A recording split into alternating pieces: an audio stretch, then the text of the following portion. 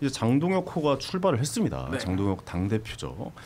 근데 저는 사실 좀 그렇게 생각했어요. 그러니까 기존의 선거를 치를 때와 사실 당대표로서의 그 포지셔닝은 다르다라고 생각을 했거든요. 그래서 약간 좀 더 유하게 톤 다운을 좀 시키면서 갈 줄 알았는데 어제 최고위원회의에서 바로 이야기가 나온 게 당원 게시판 논란, 네. 이거 조사하자 이런 주장 나왔어요. 근데 이걸 하는 게 맞다라고 생각을 하십니까? 어떻게 보세요? 당연히 맞다라고 생각하시겠죠.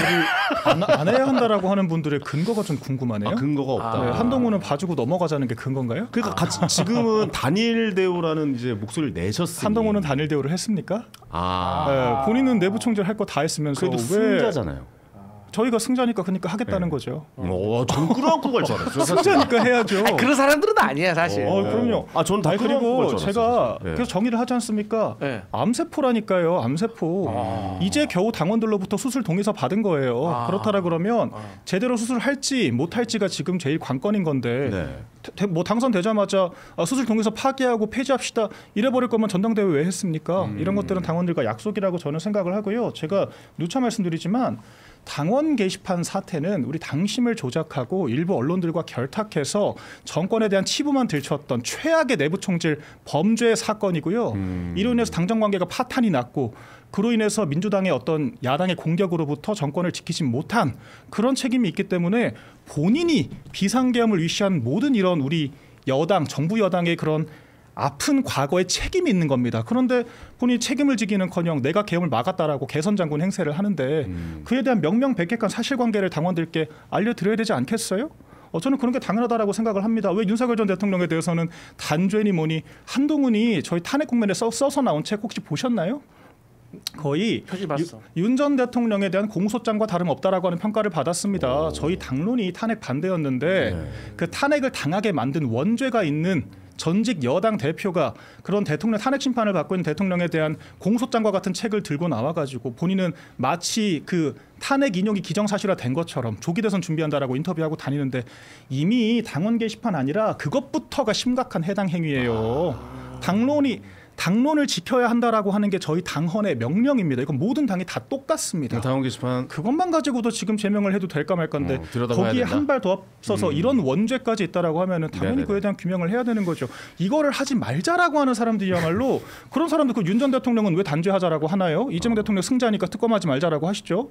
왜 한동훈에 대해서만 이렇게 다 너그러운 잣대를 들이미는 건가? 너무 너그러웠다. 객관화가 좀 필요하다고 봅니다. 네, 알겠습니다. 근데 이게 좀 재밌는 게 세네요 멘트가. 근데 암세포다라고 얘기를 하셨어요. 네, 말씀하시죠. 근데 논란에 대해서 조사는 할 수 있잖아요. 사실 처벌을 하자가 아니라 일단 조사를 해보자는 거예요. 근데도 만약에 그거에 대해서 강하게 반발을 한다면 그거는 뭐 사실 자기가 어느 정도 잘못이 있음을 시인하는 거나 다름이 없거든요. 그래서 조사에서 아무런 문제가 없으면 문제가 없는 걸로 끝내면 되는 거잖아요. 근데 이제 당원 게시판 같은 문제는 사실은 저희도 당원 게시판이 있습니다만 이게 여론에 대해서 조작의 형태로 이루어지게 되면은 이거는 민주주의에 있어서는 매우 심각한 문제예요. 단순히 그냥 자기 의견만 내는 게 아니라 그거를 뭐 기계적으로 어떠한 방법을 이용해 가지고 수차를 올리거나 그러면은 우리가 드루킹 사건이나 이런 거 통해서도 다 봤잖아요. 이런 게시판에 글 올리고 댓글 달고 이런 것들 굉장히 심각한 범죄거든요. 그래서 만약에 문제가 있다면 깔끔하게 인정을 하고 사과하고 그러고 가면 되는 건데 그걸 가지고 조사하는 것 자체를 가지고 뭐라 그러는 것은 저는 좀 반대하는 명분이 없다. 제가 조사하는 것 자체라고 보기보다는 시작하자마자 한동훈 전 대표 드러내겠다라고. 그러니까 아까 말했던 암세포론이 맞는 것 같아요. 그러니까 암세포니까 이건 환부를 도려내야 된다라고 느껴지는 거기 때문에 제가 여쭤본 거거든요. 잘못한 게 없으면 드러낼 게 없겠죠. 근데 조금 이해도 가는 게 뭐냐면 지금 김민수 최고위원이죠. 거기가 이제 첫 발언에서 친한계 패널들에 대해서 이제 얘기를 한 모양이에요. 그거 좀 깜짝 놀랐어요. 이틀막이지. 민주당 이미 하고 있잖아요. 무슨 소리 하는 거야? 우리 패널 발언 하나하나 다 검열하는 게 민주당인데. 우리 할 말 다 하는 사람들이요. 근데 이게 참 속사정이 있어요. 왜 친한계 패널들이 이렇게 많이 나가냐? 두 가지 이유가 있어요. 하나는 뭐 친윤계 혹은 당권파 사람들이 많이 안 나갔다라는 뭐 방송에서는 그런 얘기를 해요. 근데 사실상 지금 진짜 집권 초기잖아요. 그러면은 방송사들도 어느 정도 눈치를 봐요. 근데 또 정당 간의 균형은 맞춰야 되거든. 그럼 이 상황에서 국민의힘 출신이 나와서 국민의힘을 까주면 방송사 입장에서 너무 사실 좋게 느끼는 쪽들이 있어요. 정부 여당이 좋아하니까. 네. 그런데 이제 그쪽 친한계 패널들이란 분들이 나와서 사실은 민주당과의 그런 논조가 거의 틀리질 않았어요. 저희와도 되게 논조가 비슷해요. 저희도 국민의힘 굉장히 비판적인데 저희와도 논조가 비슷하더라고요. 그러다 보니까 이제 친한계 패널들을 방송사 많이 썼죠. 근데 그거는 사실 국민의 입장에서는 계속 아니 우리를 대표해서 나갔다는 사람이 우리를 공격을 하니까 그 부분에 대해서는 사실 이야기를 안 할 수가 없었다라고 저는 보여져요. 그러니까 네. 토론이 아니라 부흥회를 하는 거예요. 듣고 싶은 말만 듣는 거예요. 그러니까 저도 지금 JTBC, MBC 이런데 제가 그냥 대놓고 얘기를 할게요. CBS. 제가 예전에 이준석계라고 평가를 받을 때는 굉장히 자주 불렀거든요. 지금 연락 한 통도 안 옵니다. 심지어는 JTBC는 제가 기자들이 되게 친해요. 그래서 제가 뭐 장르만 여의도에도 한번 출연했었는데 그때 작가님이 저한테 분명 그렇게 얘기를 했거든. 국민의 패널 구하기 너무 힘들다. 자주 나와주시라. 한 번 들어갔다 나오니까 절대 안 불러요. 그 장만 여의도 우리들이 하잖아. 절대 안 불러요. 레벨이 있어, 눈높이가 있어. 연락을 절대 안 합니다. 우리 눈높이가 네. 있어 지금. 좀 근데 방송국 사람들이 그거 시청률을 위한 그런 거 엄청나게 신경을 쓴단 말이죠. 네. 그러니까 뭔가 흥행이 될 유튜브는 만한 더 사람들, 쓰죠. 예, 유튜브도 그렇죠. 그렇고 굉장히 좀 사람들 많이 쓰는데 약간 지상파계엔 멘트가 좀 세서 그런 거 아닙니까? 아유 거기는 국민의 라디오예요 심지어. 그거 유튜브잖아요. 유튜브예요, 유튜브. 정말 아 유튜브예요? 네, 유튜브. 그러니까 근데 이거 JTBC를 달고 하니까. 네. 근데 이제 그거죠. 저쪽에 이제 시청자들의 주요한 성향이 있는데 제가 맞아. 그 성향에 맞지 않는 우리 당의 입장을 얘기를 하니까 너무 그쪽 듣기 얘기가 싫다는 나니까. 거예요. 그러니까 제가 그분들 입장을 이해 못하는 건 아니지만 근데 그렇다라고 하면 균형을 맞췄다라고 하면 안 되죠. 아니야, 근데 이제 우리랑 하면은 부를 수도 있어. 우리가 또 나름대로 자, 마사지를 기다려 잘해주잖아. 근데 이제 제가 뭐 우리 박 대변인도 알고 우리 김숙 최고님도 알지만 나 한동훈 안 좋아하는 사람이야. 그렇죠. 나 한동훈 별로 안 좋아해. 사람은 조금만 있으면 좋아할 수가 없어요. 하지만 그래도 내가 조금 그래도 뭐 얘 물어보고 싶은 게 근데 이제 좀 그런 건 있어. 아니 당원 게시판을 그러면 진상을 밝힌다 칩시다. 네. 그래가지고 이제 한동훈이 뭐 나쁜 짓을 했다고 칩시다. 그러면 어떻게 할 거예요? 징계해야죠. 징계해. 그럼요. 그 징계의 수위는 어느 정도인가? 윤리위에서 결정을 몫이겠죠. 그런데 자 수위를 또 봐야 될 만약에 텐데. 네. 출당을 한다고 하면 네. 그게 과연 국민의힘에게 좋을까? 네. 아하. 단호하게 좋다고 말할 수 있어요. 네. 나 당황. 아니 1초도 생각 안 하고. 그냥 냅니다. 네. 예. 감기가 아니잖아요. 적어도 당에서 내보내면 국민의힘 몫이라고 해서 패널들은 안 부르겠죠. 그러니까 그런 것부터 시작해서 근데 제가 한 가지 여쭤보고 싶은 거. 네. 그러니까 결국에 지금 당 대표는 지금 의석수가 이제 국민의힘이 100석이 넘어가잖아요. 뭐 네. 108석이 넘잖아요. 107석이죠. 예, 네. 107석이죠. 근데 이제 한동훈계 사람들이 분명히 있을 거란 말이에요. 네. 근데 단일 대회로 뭔가 똘똘 뭉쳐서 이제 민주당에 대한 지금 민주당 이제 이 여권이 됐으니까 뭔가 대응을 하려면 국민의힘도 뭔가 뭉쳐야 되는 구심점은 있어야 되는데 근데 그 나머지 사람들은 배제하고 하겠다고 하면 힘이 너무 좀 모두의 당 대표는 안 될 거라고 생각이 저희가 들거든요. 제대로 뭉쳐 있었으면 애초에 탄핵을 왜 당했겠습니까? 탄핵의 의결 정족수가 200명이에요. 그 말은 즉슨 국민의힘에서도 이탈표가 있었기 때문에 통과가 됐다라고 하는 거고 네. 저희 3대 특검도 저 이탈표가 5표 넘었습니다. 그러니까 같이 뭉쳐 있다라고 해서 뭉쳐지는 게 아니에요. 그래서 저희가 무조건 나가라는 게 아니지 않습니까? 당론을 따르라는 거예요. 당론을 안 따를 거면 그에 대한 책임을 묻겠다라고 하는 거죠. 당연한 거 아닙니까? 네네네. 당원을 어긴 거고 조직 내에서 의결된 사안들을 어겼다라고 하는 건데 그리고 방금 말씀하신 그 똑같은 논리로 3년 내내 협박을 했어요. 정확히는 이제 당선 직후니까 1년 내내 협박을 했죠.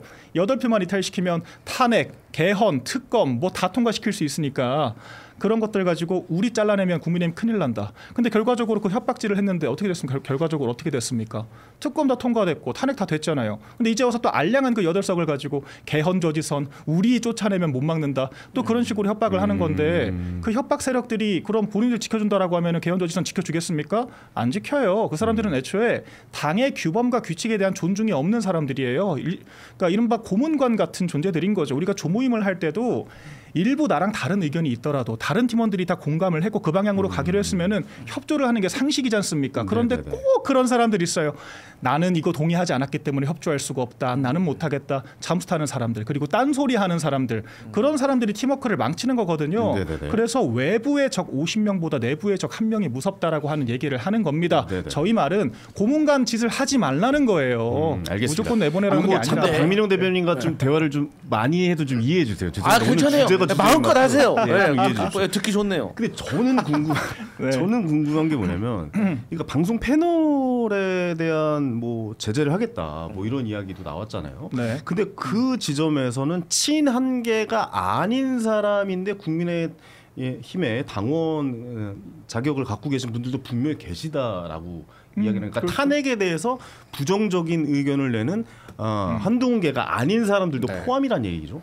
그분들에 대해서는 어떻게 보고 계신지 저희가 애초에 궁금해요. 친한동훈계라고 특정을 한 적이 없어요. 그러니까 맞아요. 당의 내부 총질하고 해당 행위하는 사람들, 당론이 결정됐음에도 불구하고 안 따르는 사람들에 대해서 그에 상응하는 책임을 묻겠다. 이 정도의 원론적인 얘기를 한 국민들의 거죠. 여론은 탄핵에 대해서 찬성하는 의견도 굉장히 많았단 말이에요. 그거는 저희가 단일 대우를 유지한 상태에서 평가를 받아야 할 몫인 것이지 네. 본인들이 당론을 어기고 자체적으로 판단을 해서 얘기를 할 거면 우리 당의 TO로 방송을 나가지 말라는 거죠. 저희 네. 당의 TO가 있지 근데 난 않습니까? 이거에 진짜 공감하는 게 우리가 이것 때문에 엄청 고생했거든. 그렇죠. 네, 다 우리가 앞에 있어요. 네, 우리는 누군데요? 아니 우리 개혁신당 민주당 개혁신당에서 빡세게 잡잖아요. 개혁신당에서도 보면은 당론하고는 전혀 상관없이 나가서 계속 방송 패널하고 막 이러시는 분이 계셨어. 근데 우리 저기 그 민주당으로 가신 그분 에이, 말씀하시는 우리 거죠? 결국엔 갔잖아. 아니 거기도 있고 또 있어. 역시 우리는 다 가는 결국엔 정당이야. 다 갔잖아. 이낙연 다 나갔잖아요. 한번 매운맛 보셔야 돼. 매운맛 보셔야 되는데. 네. 근데 우리 이준석 대표는 마음이 약해가지고 그거에 대해서 조치를 안 했거든요. 근데 저는 생각이 좀 달라요. 저는 이거 진짜 조치해야 돼. 왜냐면 이 사람들이 나가서 얘기하면 그게 마치 우리 당의 이야기처럼 들릴 수가 있어요. 딴 게 아니라 그 사람들이 옳고 그른 걸 떠나가지고 우리 당의 몫으로 나갔으면 우리 당 얘기를 해줘야죠. 그러면 아예 우리 당 이야기를 빼고 전 국회의원으로 나가라고요. 그럼 괜찮아. 근데 그게 아니잖아요. 우리 당 뭐 당직 개혁신당으로 전 무슨 당직을 딱 갈고 나가가지고 얘기를 하면 그게 우리 당의 입장처럼 보인다는 거죠. 오인이 생겨요. 그냥 저런 건 잡아야 돼요. 근데 어쩔 수 제가 없어요. 여기에 대해서 조금 동의하면서도 당신들의 말에 모순이 있다는 게 뭐냐면 특히 국민의힘. 자, 우리 옛날에 이재명 대표 체포 동의안 찬성한 현역 의원들이 있었잖아요. 그래가지고 우리가 당 내부에서 딱 방금 당신들이 말한 그대로 야 이거 색출해야 된다. 이 어떻게 당 대표를 팔아먹을 수 있냐? 우리 단일도 가야 되는데. 그러니까 그때 국민에서 뭐라 그랬냐? 야, 너희들이 그러고도 민주정당이냐? 국회의원이 자기 뜻대로 자기의 생각을 말할 수가 있는 거지. 그렇게 비판을 했어. 근데 지금 와서 보니까 탄핵에 대해서 찬성한 사람은 나쁜 놈이다. 라고 말하고 거기에 그 했던 사람들 지금 색출해야 된다. 뭐 쫓아낸다. 이거 좀 전하고 앞뒤가 안 맞은 거 아닌가? 이재명 대표 때 당론을 했어요? 체포동의안 부결이 체포동의안 당론이었어요. 부결 당론을 안 큰 했어요. 틀에서 내가 봤을 알기로. 때 어쨌든 간에 찬성했던 사람에 대해서 이건 우리가 조금 다른 문제야. 내부에서 왜냐면- 아니 큰 틀에서는 근데 부대변인님 민주당도 하시는 거는 결국에는 네. 총선 때 잡음이 굉장히 컸잖아요. 그때 뭐 친문 쪽하고 네. 해가지고 비명 행사니 학살이니 뭐 그런 얘기 뭐 친문 많았었는데 행사니. 결국에는 안고 간 거잖아요. 어떻게 보면 결과가 좋았고. 그게 정답인 게 뭐냐면 네. 국민의힘에서는 자꾸 비명 행사라고 하는데 네. 그래서 제가 하도 공격하니까 세어봤어. 친문 중에서 공천 몇 명 받았는지. 그러니까 문재인 정부에서 장관 이상 했던 사람들 장관급들 해보 33명이 공천 받았어요. 네네네.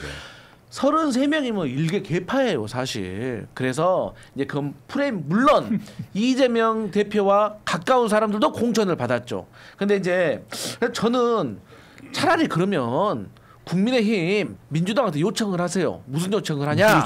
한동훈 특검. 원내 네. 교섭단체 네. 완화시켜라. 아, 그래가지고 분당을 시켜 그냥.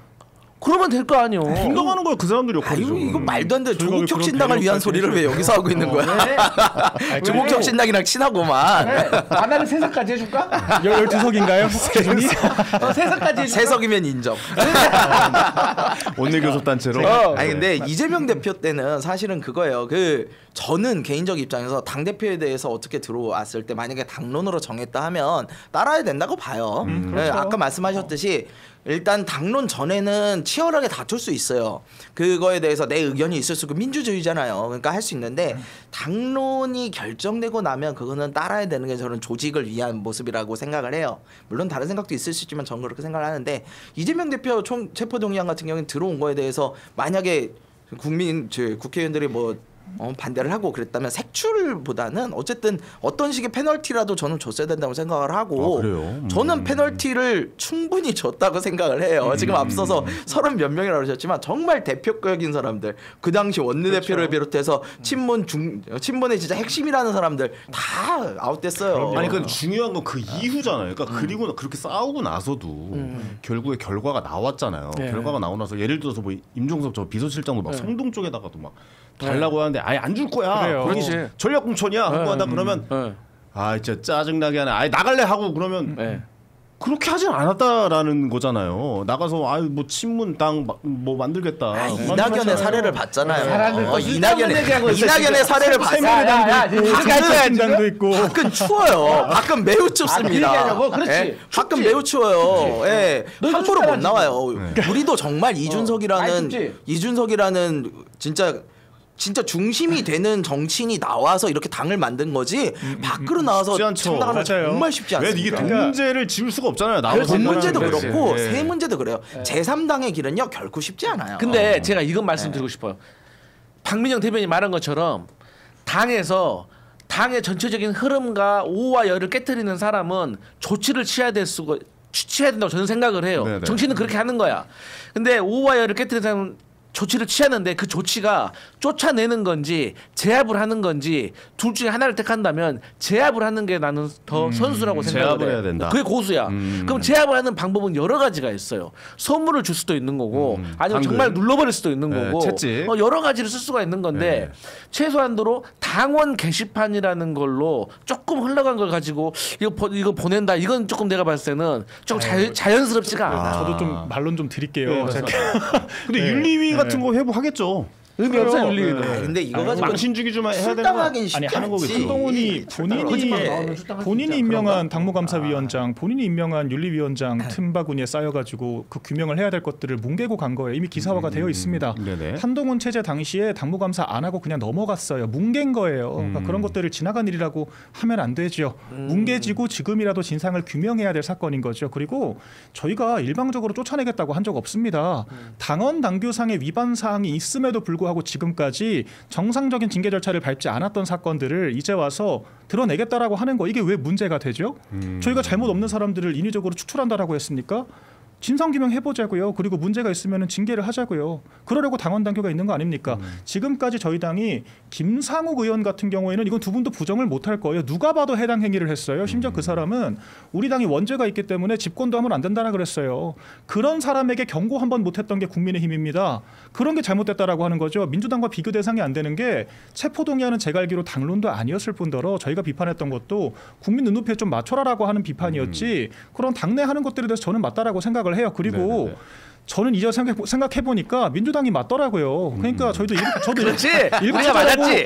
저도 일극체제라고 비판을 많이 했는데 아니 이재명 대통령 일극체제로 3년 만에 거의 민주당을 개인 로펌 만들어 가지고 지금 집권했지 않습니까? 일극체제가 아니라 압도적 지지. 장동혁 대표도 쓰더만 압도적 지지라고. 그런 게 잘 듣고 보니까 너무 그런 게 무릎각이 자기의 들어왔네요. 그런 예. 리더십을 확실하게 만들어내고 확립을 한 상태에서 민주당을 완전히 개인당으로 만든 거예요. 사당화를 했다라고 하는 겁니다. 그런데 양당제에서는 그 전략이 통한다고요. 적어도 민주당에서 그 비명학살이라고 하는 잠깐의 잡음이 지나가고 나서는 적어도 우리 당처럼 이렇게 맨날 방송 나서 우리 당 얘기만 하면서 감론을박을 펼치는 이런 일은 없었지 않습니까? 잡음이 없는 게 정치는 중요한 거예요. 네네네. 그렇기 때문에 민주당이랑 저희랑 사안 자체도 다르고 저희는 인위적으로 축출하겠다고 한 적도 없을 네네네. 뿐더러 지금까지 너무 체계가 없었다. 그리고 돌이켜 보니까 이재명 대통령 방식의 일극체제가 바람직하더라. 그러니까 봐봐. 그러니까 우리 그 이낙연 근데 자기들 나가서 창당하고 분당했잖아. 그래요. 알아서 나가면 그러니까 돼요. 알아서 사라졌잖아. 그렇게 하는 게 좋아. 그럼요. 그렇게 하는 거. 근데 답을 알려주잖아. 제가 왜 친한동훈계에 대해서 그때 불쾌하다라고 얘기를 했냐면 이 사람들 나갈 능력이 없다니까요. 다 비례대표잖아요. 초선이고. 그냥 안 나가겠죠. 한동훈이 공천권 행사해서 안 친.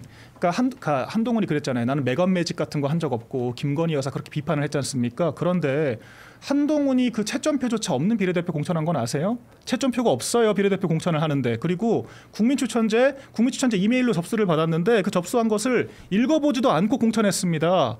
이런 것들 다 그냥 자기 개인 사천이고 전략 공천이죠. 이런 부분들에 대해서 그 대가로 한지아 같은 사람들은 지금도 한동훈 개인 비서처럼 움직이거든요. 네. 평당원인 한동훈의 그런 방송국 수행을 따라다니는 게 한지아입니다. 이런 게 매관매직 아닌가요? 매관매직이죠. 이런 게 바로 그 이런 자신의 알량한 공천권 행사했던 것을 기반으로 해서 지금까지도 당에 해당 행위를 하고 있는데 이런 세력들을 정상적인 세력이라고 볼 수 있습니까? 제가 왜 암세포라고 하냐면 아까 제압하라고 말씀드렸잖아요. 건강한 몸에서 감기 정도 되는 질병은 제압하고 자연치유할 수 있죠. 그런데 암세포를 자연치유할 수 있습니까? 못해요. 도려내는 방법밖에 없는 거예요. 그렇기 때문에 저희가 이제 와서는 암세포라고 규정을 한 겁니다. 알겠습니다. 그럼 제가 마지막으로 요거 한 가지만 여쭤볼게요. 그러면은 지금 한동훈 전 대표 입장에서는 지금 박민영 대변인의 생각은 어때요? 그러니까 잘못을 인정하고 당에 남아서 끝까지 같이 함께 가자. 첫 번째고 두 번째 나가라. 분당해라. 두 개 중에 뭘 해야 된다라고 보시는 거예요? 제가 한동훈에 대해서 저는 오늘 페북에 잠깐 올린 거 왔는데 아직까지도 한동훈이 뭐라도 될 거라고 생각하는 분들은 진지하게 사람 보는 직업을 하시면 안 돼요. 저는 한동훈이 지지율 40% 넘을 때부터 이 사람은 대통령은 고사하고 지자체장도 못할 사람이다라고 단호하게 얘기를 했습니다. 그리고 저희 정진석 비서실장도 완전 한바였거든요. 들어왔을 때 한동훈 거의 대리인 역할이었어요. 그러면서 막 기자들한테 한동훈만큼 브랜뉴하고 젊은 재원이 없다 그러고 다녔는데 딱 2달 한동훈 체제 겪고 나니까 내가 사람을 잘못 봤다. 내가 한동훈 같이 정치한 사람 처음 본다. 제 또래 기자들한테 그러고 하소연하고 다녔습니다. 그러니까 그런 게 한동훈의 실체고 겪어본 사람 중에 좋아하는 사람이 없고요. 대통령이 될 깜도 안 돼요. 그렇기 때문에 전 애시당초에 이 사람이 개과천선될 거라고 생각을 안 했던 거고요. 네네네. 그런 거를 이제 사람들이 지금까지도 그 확신을 못하고 야 그래도 치료 되겠지 자연치유 되겠지 하고 끌고 오다가 이 지경까지 된 겁니다. 그런데 지금 그런 당원들의 당심을 모아서 체제가 바뀐 지금 이 순간까지도 그래도 개과천선하겠지. 이거야말로 정말 순진무구한 생각이라고 저는 봐요. 자, 그래서 나가야 된다. 본인이 알아서 나가야죠, 솔직히. 본인이 이쯤 됐으면 알아서 나가야죠. 결국은 나가래잖아요. 다 떠나서 내 말 다 들어. 결국엔 내 말 다 듣는다니까. 아니 자기가 뭔데 차악이니 최악이니 그런 소리를 하고 다닙니까? 자기는 지금 선거 나올 용기조차 없어가지고 그 남들 대리인 세워가지고 조경태를 밀었다가 안토스 밀었다가. 댓글창에 막 지금 빵빵 터지고 난리 막 났어요. 박민영 최고 막 그러는데. 야 박민영 손 좀 쉬고 하래. 박민영 기관총 난사 중 막 이런 거 올라오고. 저는 없는 말은 안 해요. 논리적으로 반박 못해요. 뭐 다양한 생각들이 있으니까. 그리고 당 대표가 이제 확정이 됐으니까 어떤 단일 대우로 가나 아니면 또 이제 여기서 쪼개지나 뭐 이런 것도 좀 궁금해서 한번 여쭤봤고. 쪼개지는 것도 능력이 돼야 쪼개지는 거예요. 비례대표가 어딜 나갑니까? 저 이준석 대표 정도 돼야 쪼개지는 거죠. 저 진짜 높게 평가해요. 자기 선거 자기가 이기고 정당 대표로 선거도 이기고 상당도 하고 한동훈은 뭐. 근데 제가 전에도 이제 우리 박 대변인한테 말했지만 이 분당이 될 때는 세력이 비둥비둥하잖아요. 절대 분당 안 돼요. 그럼요. 과거에 민주당도 비노와 친노가 세력이 조금 균형이 조금 차이는 있었지만 그래도 최소한의 싸울 수 있는 투쟁적인 힘이 있으면은 절대 분당 안 됩니다. 네네네. 그런데 언제 분당이 되냐? 첫 번째 지도자가 있을 때. 나가서 깃발을 들 사람이 있을 때 되는 거고 두 번째가 총대 맬 사람이 있을 때 총대 맬 사람이 있을 때 그럴듯한 사람 아무나 맬 수는 없고 뭐 인지도도 나름대로 대선 주자급으로 두 번째가 힘의 균형이 완전히 깨졌을 때. 완전히 이렇게 큰 차이가 날 때. 지금 딱 국민의힘이 딱 그 상황이야. 힘의 균열이 깨졌다고. 균형이 완전 게임이 안 되잖아요. 왜 봐? 김문수가 결선에서 한동훈의 지지로 될 거라고 많은 사람들이 예상을 했어요. 나 그때 박민영 말 듣고 안 될 줄 알았어. 근데 당에서만 그렇지. 밖에서 보는 사람들은 사실 이번에 너무 이제 오른쪽으로 치우친 선거 아니라고 생각하는 사람들 꽤 많거든요. 여론은. 꽤 많죠. 근데 그렇다고 해서 치우쳤다라고 하는 건 그냥 당권 안에서만 치우쳐진 거잖아요. 지금 분위기는. 근데 결론은 이 당권을 잡아야 대권도 잡을 수가 있는 거예요. 그렇기 때문에 일단 당권에 당의 주류 세력이 돼야 되는 거예요. 주류 세력이 돼야지 우리 사람을 공천을 하고 우리 사람이 많아야지 대권에서 조직을 만들 수가 있고 다 이어지는 거기 때문에 결국에는 저는 지금의 상황이 멀지 않았다. 분당 멀지 않았다. 분당이 멀지 않았다. 분당 힘의 균형이 깨졌다. 비유를 조금만 짧게 할게요. 짧게 좀 부탁드립니다. 암세포 도려내면은 숙주에서 멀어지게 되면은 그냥 죽는 거지 뭐 독립을 합니까? 독립이라고 하는 것도 능력 되는 사람들이 하는 거고요. 이 병적 존재들을 적출을 하게 되면은 결국 숙주가 사라지면 기생충들은 죽는 거예요. 그러니까 그렇기 때문에 분당 뭐 세력 균형 이런 것도 좀 얘기가 될 만한 사람들에게 하는 것이죠. 알겠습니다. 그럼 분당해봤던 분의 입장으로서 한 말씀 충고해 주세요. 그러면. 분당 기술자. 저는 분당, 합당 뭐 이런 거 많이 해봤어요. 저희 민생당, 민주평화당, 대한정치연대 제 원해서가 아니고 이제 모시던 의원님들이 그러다 보니까 너무 쓰셔도 되겠어? 전문가시네요, 진짜. 근데 조건이 분명하게 있어요. 한 3가지 정도가 되는데 첫 번째는 말씀하신 지도자예요. 그 지도자가 뭘 해야 되느냐? 대권이 문제가 아니에요. 다음 총선에서 승리를 가져올 수 있느냐가 일단 배지들한테는 제일 중요해요. 다음번에 내가 당선이 될 수 있느냐. 총선. 그럼 이게 첫 번째 지도자고 그럼 두 번째 바로 이어지는 문제가 뭐냐면 시기예요. 지금 총선 3년 남았잖아요. 네. 절대 분당 어려워요. 총선이 1년 남았어. 내가 다음번에 이대로 있다가는 당 주류로 인해서 공천을 못 받게 생겼어. 그렇게 1년 남았을 때는 분당이 돼요. 어차피 공천이 안 될 거니까. 근데 지금 3년 남은 상황에서 절대 안 돼요. 예, 그리고 세 번째는 지역에 확실한 기반이 있어야 돼요. 비례대표는 어차피 나오지를 못해요. 출당을 안 시켜주거든요. 그럼 비례대표가 아닌 지역구가 있었는데 그 지역구도 수도권처럼 당의 힘이 굉장히 이거 아니라 정말 어떻게 뭐 전북이나 뭐 이런 데 영남이나 이런 데처럼 자기를 확실하게 해주는 지역 기반이 있어야만 그들에게 동의를 얻어야만 나올 수 있어요. 그렇게 만들어진 게 국민의당이었어요. 국민의당은 20명이 넘는 교섭단체 요건을 채워서 분당이 된 거거든요. 그렇죠. 네. 근데 지금 한동훈 계열에서는 나오고 싶어도 사실 20명을 채우기는 거의 불가능해 보여요. 그러면 20명이 나와야 이 20명 매우 중요하거든요. 교섭단체 요건이 되느냐 못 되느냐가 국회에서 매우 중요하기 때문에 그러면은 20명을 채워야 되는데 지역구 의원으로만 20명을 채울 수 있느냐? 제가 보기엔 쉽지 않거든요. 좀 불가능하다고. 예, 그러다 보니까 분당 입장은 어려울 거고 한동훈 대표 측 입장에서는 어쨌든 내부에서 싸우든 아니면 이번에는 나 잡소 하고 한번 죽어서 넘어가든 해야 되는 상황이에요. 교섭단체를 만들어야 되는 이유는 결국에 돈이죠. 돈과 지위예요. 예를 들어서 교섭단체가 안 되면요. 국회 이런 일정 같은 것에서도 전혀 목소리를 낼 수가 없어요. 그리고 뭐 상임위 간사 자리 하나 주지도 않고요. 어떠한 법안 통과나 이런 부분에 있어서도 아예 의견 자체를 듣지를 않아요. 그래서 교섭단체는 매우 중요합니다. 알겠습니다. 말씀하시고 있으세요? 아니요. 됐어요. 정확히 말 잘하네. 네.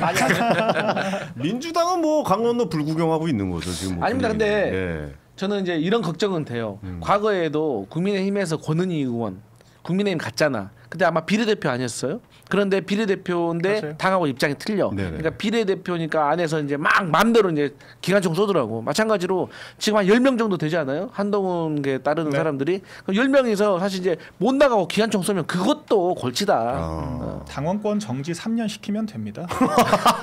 아니 근데 당원권 정지 시켜도 그건 할 수 있잖아. 법안 통과시킬 수 있고 그거는 할 수 있잖아. 하나하나 어차피 그럴 거기 때문에 진짜 세게 가게 차기 총선 출마 가능성 자체를 차단시켜버리고 본보기를 보여줘야죠. SNS 친구 차단시키는 거야? 김예지 같은 사람들은 비례대표로 재선한다라고 하는 게 말이 됩니까? 그래서 국민의힘에서 비례대표로 재선해서 무슨 실적을 거뒀죠? 장애 대표성 있기를 합니까? 그 사람은 그때 탄핵 국면 직후에는 뭐라 그랬냐면 나를 제명시켜달라. 탈당하긴 싫다. 나 국회의원 배지는 버리기 싫다. 근데 국민의힘 나가고 싶다. 그런 이기적인 얘기를 하는데 저희가 그걸 들어줘야 됩니까? 그러니까 그런 사람들의 본질이 자리 욕심만 그득그득하고 당에 협조할 마음은 없고 당 간판을 빌리고 싶고 당에 협조하기는 싫고 그런 사람들은 조직에서 활동할 수 없는 거예요. 알겠습니다. 제가 봤을 때 박민영 대변인님께서 앞으로 지금 뭐 이제 당에 지금 이제 뭐 최고 수석 회의 뭐 이런 거 진행했을 때 방송에서 이제 앞으로 엄청나게 많은 패널로 나오실 것 같다는 있나 장동혁 하고 있는 거야. 지금도 방송 많이 해요. 우리 대표 김민수 최고위원 막 이런 분들이 엄청나게 미실 것 같은데. 대표가 하기 어려운 얘기를 제가 이렇게 강하게 해주는 거죠. 대표는 이제 모더레이터를 해야 되니까 쌈딱들이 필요한 거라서 제가 더 강하게 하는 겁니다. 쌈딱이 되겠다. 그럼요. 저는 원래 쌈딱이고요. 국민의힘을 위해서 한동훈 때문이라면 기꺼이 전 쌈딱이 될 수 있어요. 방송할 줄 아는 친구야. 우리가 배워야 돼. 앞으로 활약 좀 기대해 보도록 하겠습니다. 지금 아연실색. 저희가 대기실에서 앉아 있다가 되게 좋아하는데요, 이동학 최고는. 너무 좋아하는 거. 아니야, 기쁨의 얼굴인데. 아니야, 전국이 더 이제 급냉으로 갈 것 같다. 네. 오늘 완전 그 냉삼겹 땡기네요. 네. 지금은 그래도 뭔가 먹을 게 땡기긴 하시나 봐요. 우리 정광재 대변인 같은 경우에는 입맛이 없어? 숙청의 대상이 되죠. 숙청과 혁명 뭐 이게 지금 트럼프가 벌지정 말했는데 여기서 바로 숙청이 일어나지 않을까. 앞으로의 본인의 미래를 어떻게 점치? 예상하셨습니까, 정광재 대변인? 난 예상 못했는데. 예상 못했습니다. 그러니까요. 뭐 저는 뭐 여러 방송에서 김문수 후보가 이길 거라고 예상했는데, 야 역시. 잘 모르겠네요. 제가 정치 경력이 짧은 것 같습니다. 아직 제가 숙청되냐고요? 네. 숙청의 대상에 오르시는 거 아닌가요? 걱정이 숙청의 돼서. 대상이 되고 안 되고는 뭐 제가 결정한 것보다는 수동태인 것 같습니다. 수동태.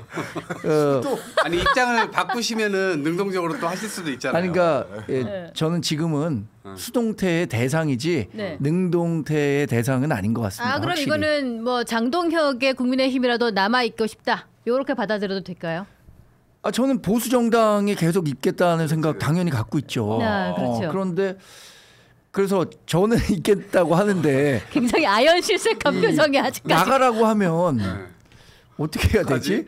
근데 저는 여전히 보수 정당에서 계속 정치를 하겠다는 생각이 있고 네. 그 정당은 여러 사람들로 구성되잖아요. 뭐 모든 사람이 다 뜻을 같이 하는 사람으로 구성될 수는 없다고 보니까 정당의 혁신을 위해서 그동안 또 걸어오신 길이 있기 때문에 그런 역할을 해야죠. 네. 더 역할이 이제 더 커지는 거죠. 이 표차가 저의 지금 포지션은 여하튼 수동태지 능동태는 아닙니다. 근데 조금 안타까운 거는 막판에 한동훈계에서 엄청난 지원 사격을 했잖아요. 근데 지원 사격을 했는데도 이게 표를 합쳤는데도 이게 안 됐다. 그러니까 지원 사격을 해서 안 된 게 아니라 지원 사격을 해서 안 된 걸 수도 있죠. 상대방이 지원 사격을 하니까 역결집? 이른바 정통 당원들이 반감을 가지고 표가 빠졌을 수도 있는 것이기 때문에 그건 아무도 모른다. 그런데 이 사실 장동혁 후보의 선거 캠페인이라는 게 되게 뾰족했잖아요. 내부 총질러도 전부 다 내쫓겠다라고 했단 말입니다. 그런데 국민의힘이 사실 의석수가 넉넉하지 않은 상황에서 조경태, 안철수 친한 게 다 내쫓으면 이 개헌 저지선이라는 걸 스스로 지키지 못하라는 리스크를 가지고 있기 때문에 아무리 이 염도가 짙은 당원이라고 해도 저렇게 장동혁 후보 같이 리더십을 맡겨놓으면 우리 당이 위험할 수도 있다라는 생각을 전 할 것 같았거든요. 근데 지금 표차를 보면은 당원에서 한 2만 표 정도를 더 받았어요. 이 장동혁 후보가. 김문수 후보가 16만 5천이고 장동혁 후보가 18만 5천인데 여론조사에서 조금 발렸습니다. 장동혁 후보가 여론조사에서 39.8% 얻었고 김문수 후보가 60%를 얻었는데 이 여론조사 비율이 아마 20%인가 그럴 거예요. 비율 자체가 낮다 보니까 그러니까 장동혁 후보는 3만 4천 득표 환산수를 했었을 때 김문수 후보가 5만 2천이어서 총 장동혁 후보는 22만 300, 김문수 후보는 21만 7천이어서 표차가 2,300표 차밖에 차이 안 납니다. 아주 근소하게 신승한 거예요. 8대2가 이건 핵심적이었네요. 여론조사에서 압도적이고 선거인단에서는 또 김문수 후보를 또 압도한 게 있다. 와, 이게 참 너무 대단한 결과여서 이게 어떻게 보세요? 국민의힘 이제 어떻게 될까? 망하려면 완전히 망해야 파사헌정이라고 하나요? 그릇이 완전 깨져야 새로 만들 수 있는 것처럼 완전히 망해야 됩니다. 사실 그러니까 김문수 후보가 상대적으로 온건하게 보이는 착시 효과가 있었잖아요. 장동혁 후보가 선거 캠페인 내내 나가라고 하는 것이라고 하면서 막 전환길 강에서 축혀 세워주고 이른바 당에 있는 어떤 내부 총질이라고 표현하면서 친한 게 조경태, 안철수 내쫓겠다라는 막 의도를 숨기지 않았단 말입니다. 그렇죠. 이제는 당원들한테 앞에서 그 약속을 했기 때문에 그 약속을 지켜야죠, 당대표로서. 그리고 최고위원 지도부도 사실 김민수, 김재원 이런 분들 되면서 사실상 강성 지도부가 완성이 된 거거든요. 그러니까 송원석 의원 같은 친윤 지도부에서 이제는 정말 탄핵을 완전하게 부정하는 탄핵 부정 지도부가 됐기 때문에 법치를 거스르는 지도부이기도 하면서도 혁신은 물 건너갔다. 어렵겠다라는 생각도 듭니다. 저는 우리 당원 선거인단에서 장동혁 후보가 이렇게 한 2만 표 정도 앞섰잖아요. 이걸 보면서 물론 뭐 이 탄핵과 관련해서 우리 당원들이 갖고 있는 어떤 트라우마가 있어요. 2017년에 분명히 경험했었던 거고, 그리고 이번 탄핵 과정에서도 경험한 게 있는 거고. 그런데 그게 5월 3일에 우리 대통령 후보를 뽑을 때는 적어도 탄핵과 관련해서 찬탄 반탄이 한동훈 후보가 그때 39%를 받았거든요. 당원 투표에서도. 그 정도로 이제 탄핵에 대해서 일정 정도는 어쩔 수 없었다라는 감정을 갖고 있었던 것 같은데, 그러면 왜 한 3개월이 지난 이 시점에는 다시 또 한 번 이 탄핵과 관련해서 가장 강력한 반탄 메시지를 냈던 분을 당대표로 뽑았는가? 최근에 정치 환경과 관련이 있다고 봅니다.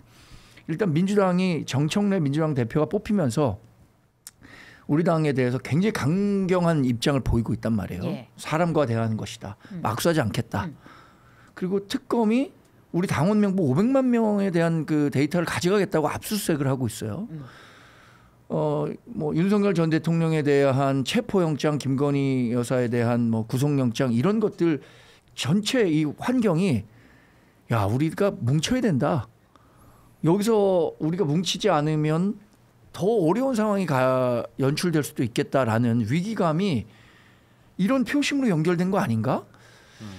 그렇게 해석하지 않고는 저는 이 현상을 지금 해석하기가 어려울 것 같아요. 저는 좀 다른 측면에서 당원들의 투표가 굉장히 떨어졌어요. 예. 지난번에 40만 명 넘게 투표를 했거든요. 예. 이번에 30몇만 명이에요. 그러니까 예. 사실상 아까 말씀하셨던 한동훈 지금 말씀하신 건 대선 후보와 이 당대표 말이죠. 1차 투표와 2차 투표는 2차 투표가 더 투표율이 높았어요. 그러니까 지난번 당대표 때요. 지난번 당대표와 네, 대선 후보 그렇죠. 뽑을 때. 근데 그거는 이제 지금 말씀하신 대로 한동훈 대표를 찍었던 사람들이 투표를 포기한 그 이 경우가 많았고 그래서 그것이 이 결과로 이제 드러난 것이다. 예. 저는 이제 그렇게 보고 원인은 이제 그런 거고 그다음에 결과는 여기에 지금 보면 한동훈 계라고 그나마 우리가 그냥 껴 맞춰가지고 그냥 해줄 수 있는 사람이 양향자, 우재준 두 분이거든요. 근데 양향자 후보의 경우는 한동훈 계라서 들어간 게 아니에요. 그냥 인지도 때문에 전 들어간 것 같고 여성 후보는 무조건 한 명은 되게 돼 있잖아요. 근데 현역 의원이었음에도 불구하고 그 분이 누군지 몰라. 저도 지금 이름도 기억이 안 납니다.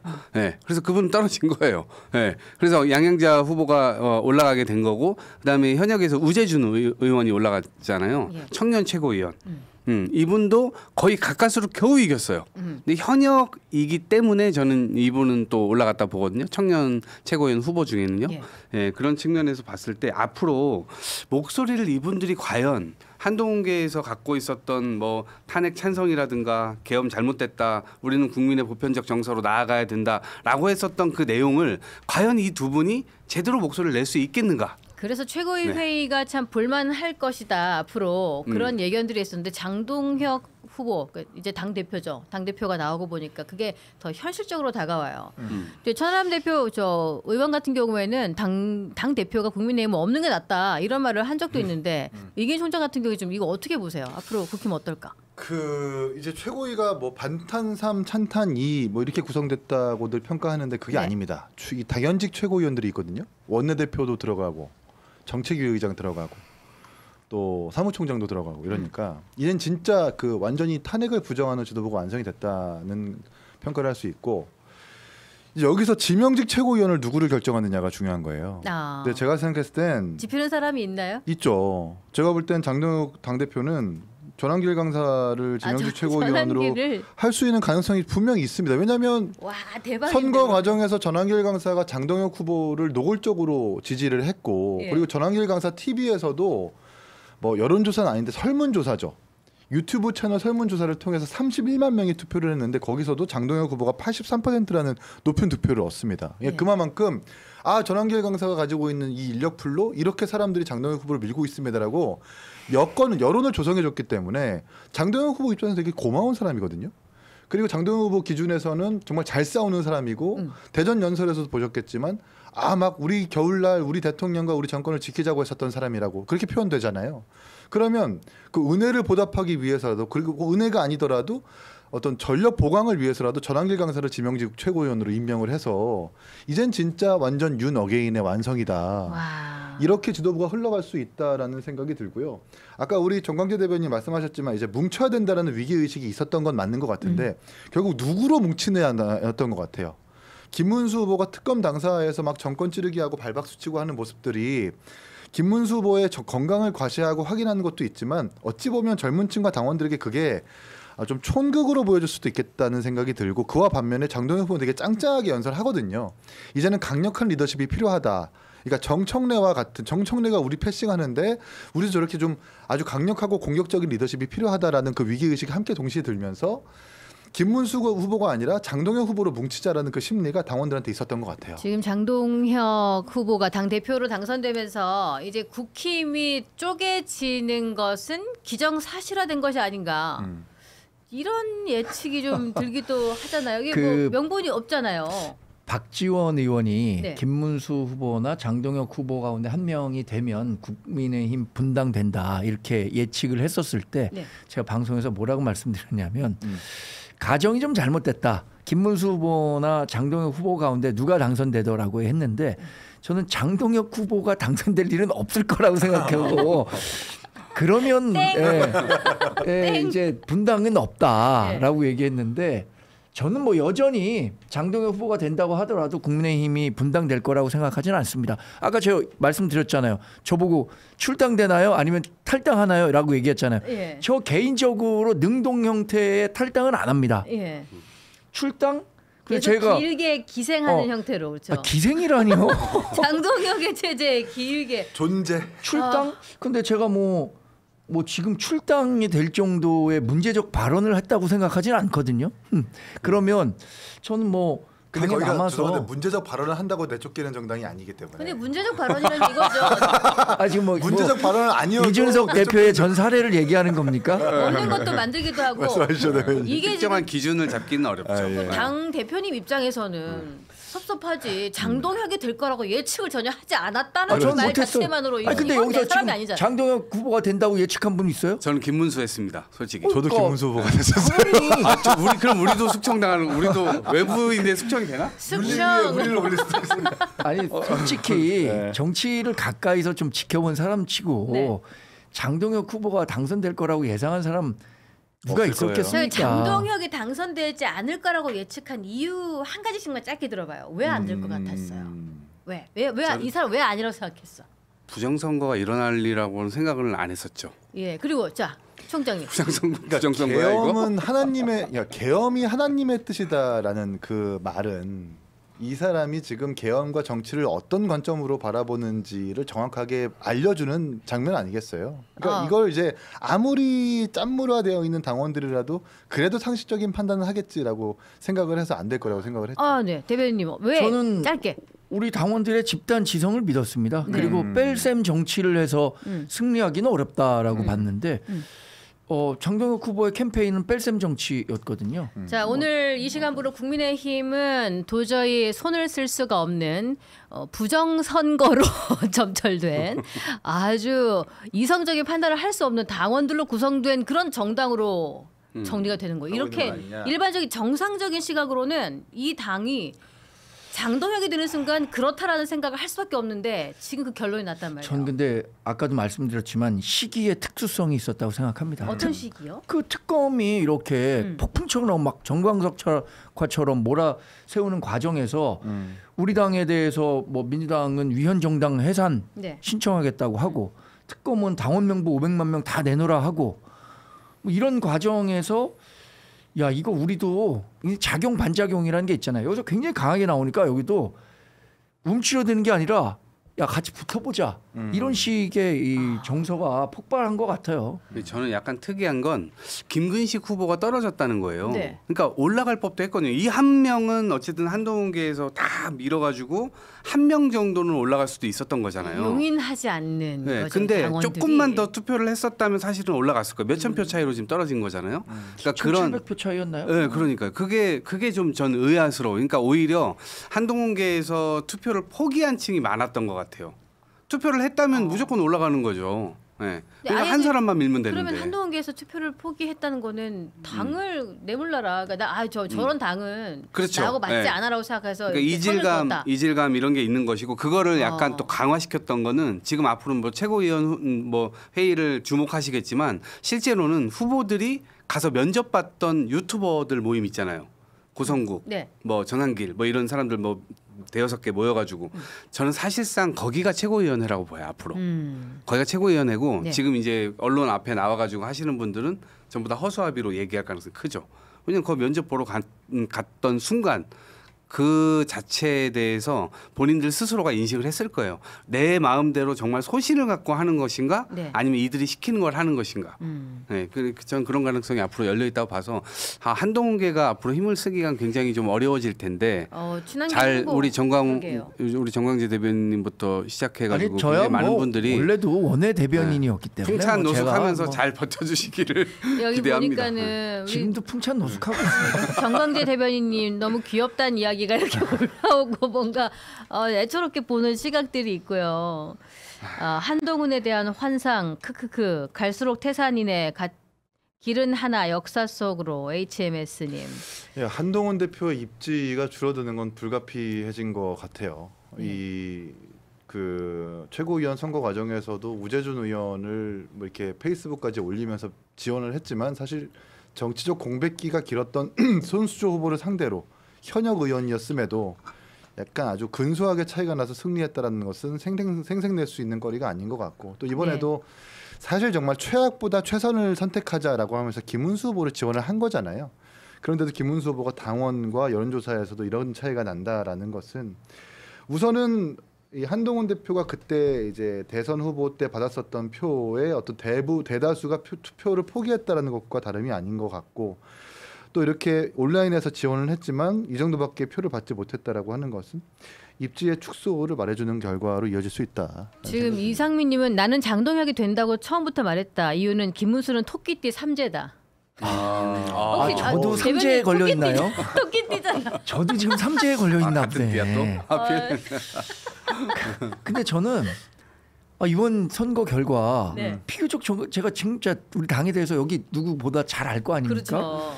그 당에 있는 분들하고도 얘기도 좀 많이 하고 상원 그 국회에 가면은 이렇게 포스터들이 있어요. 후보들 포스터 보면서 야 누군 될 것 같고 누군 안 될 것 같고 뭐 당에 있는 당직자들하고도 얘기 많이 했어요.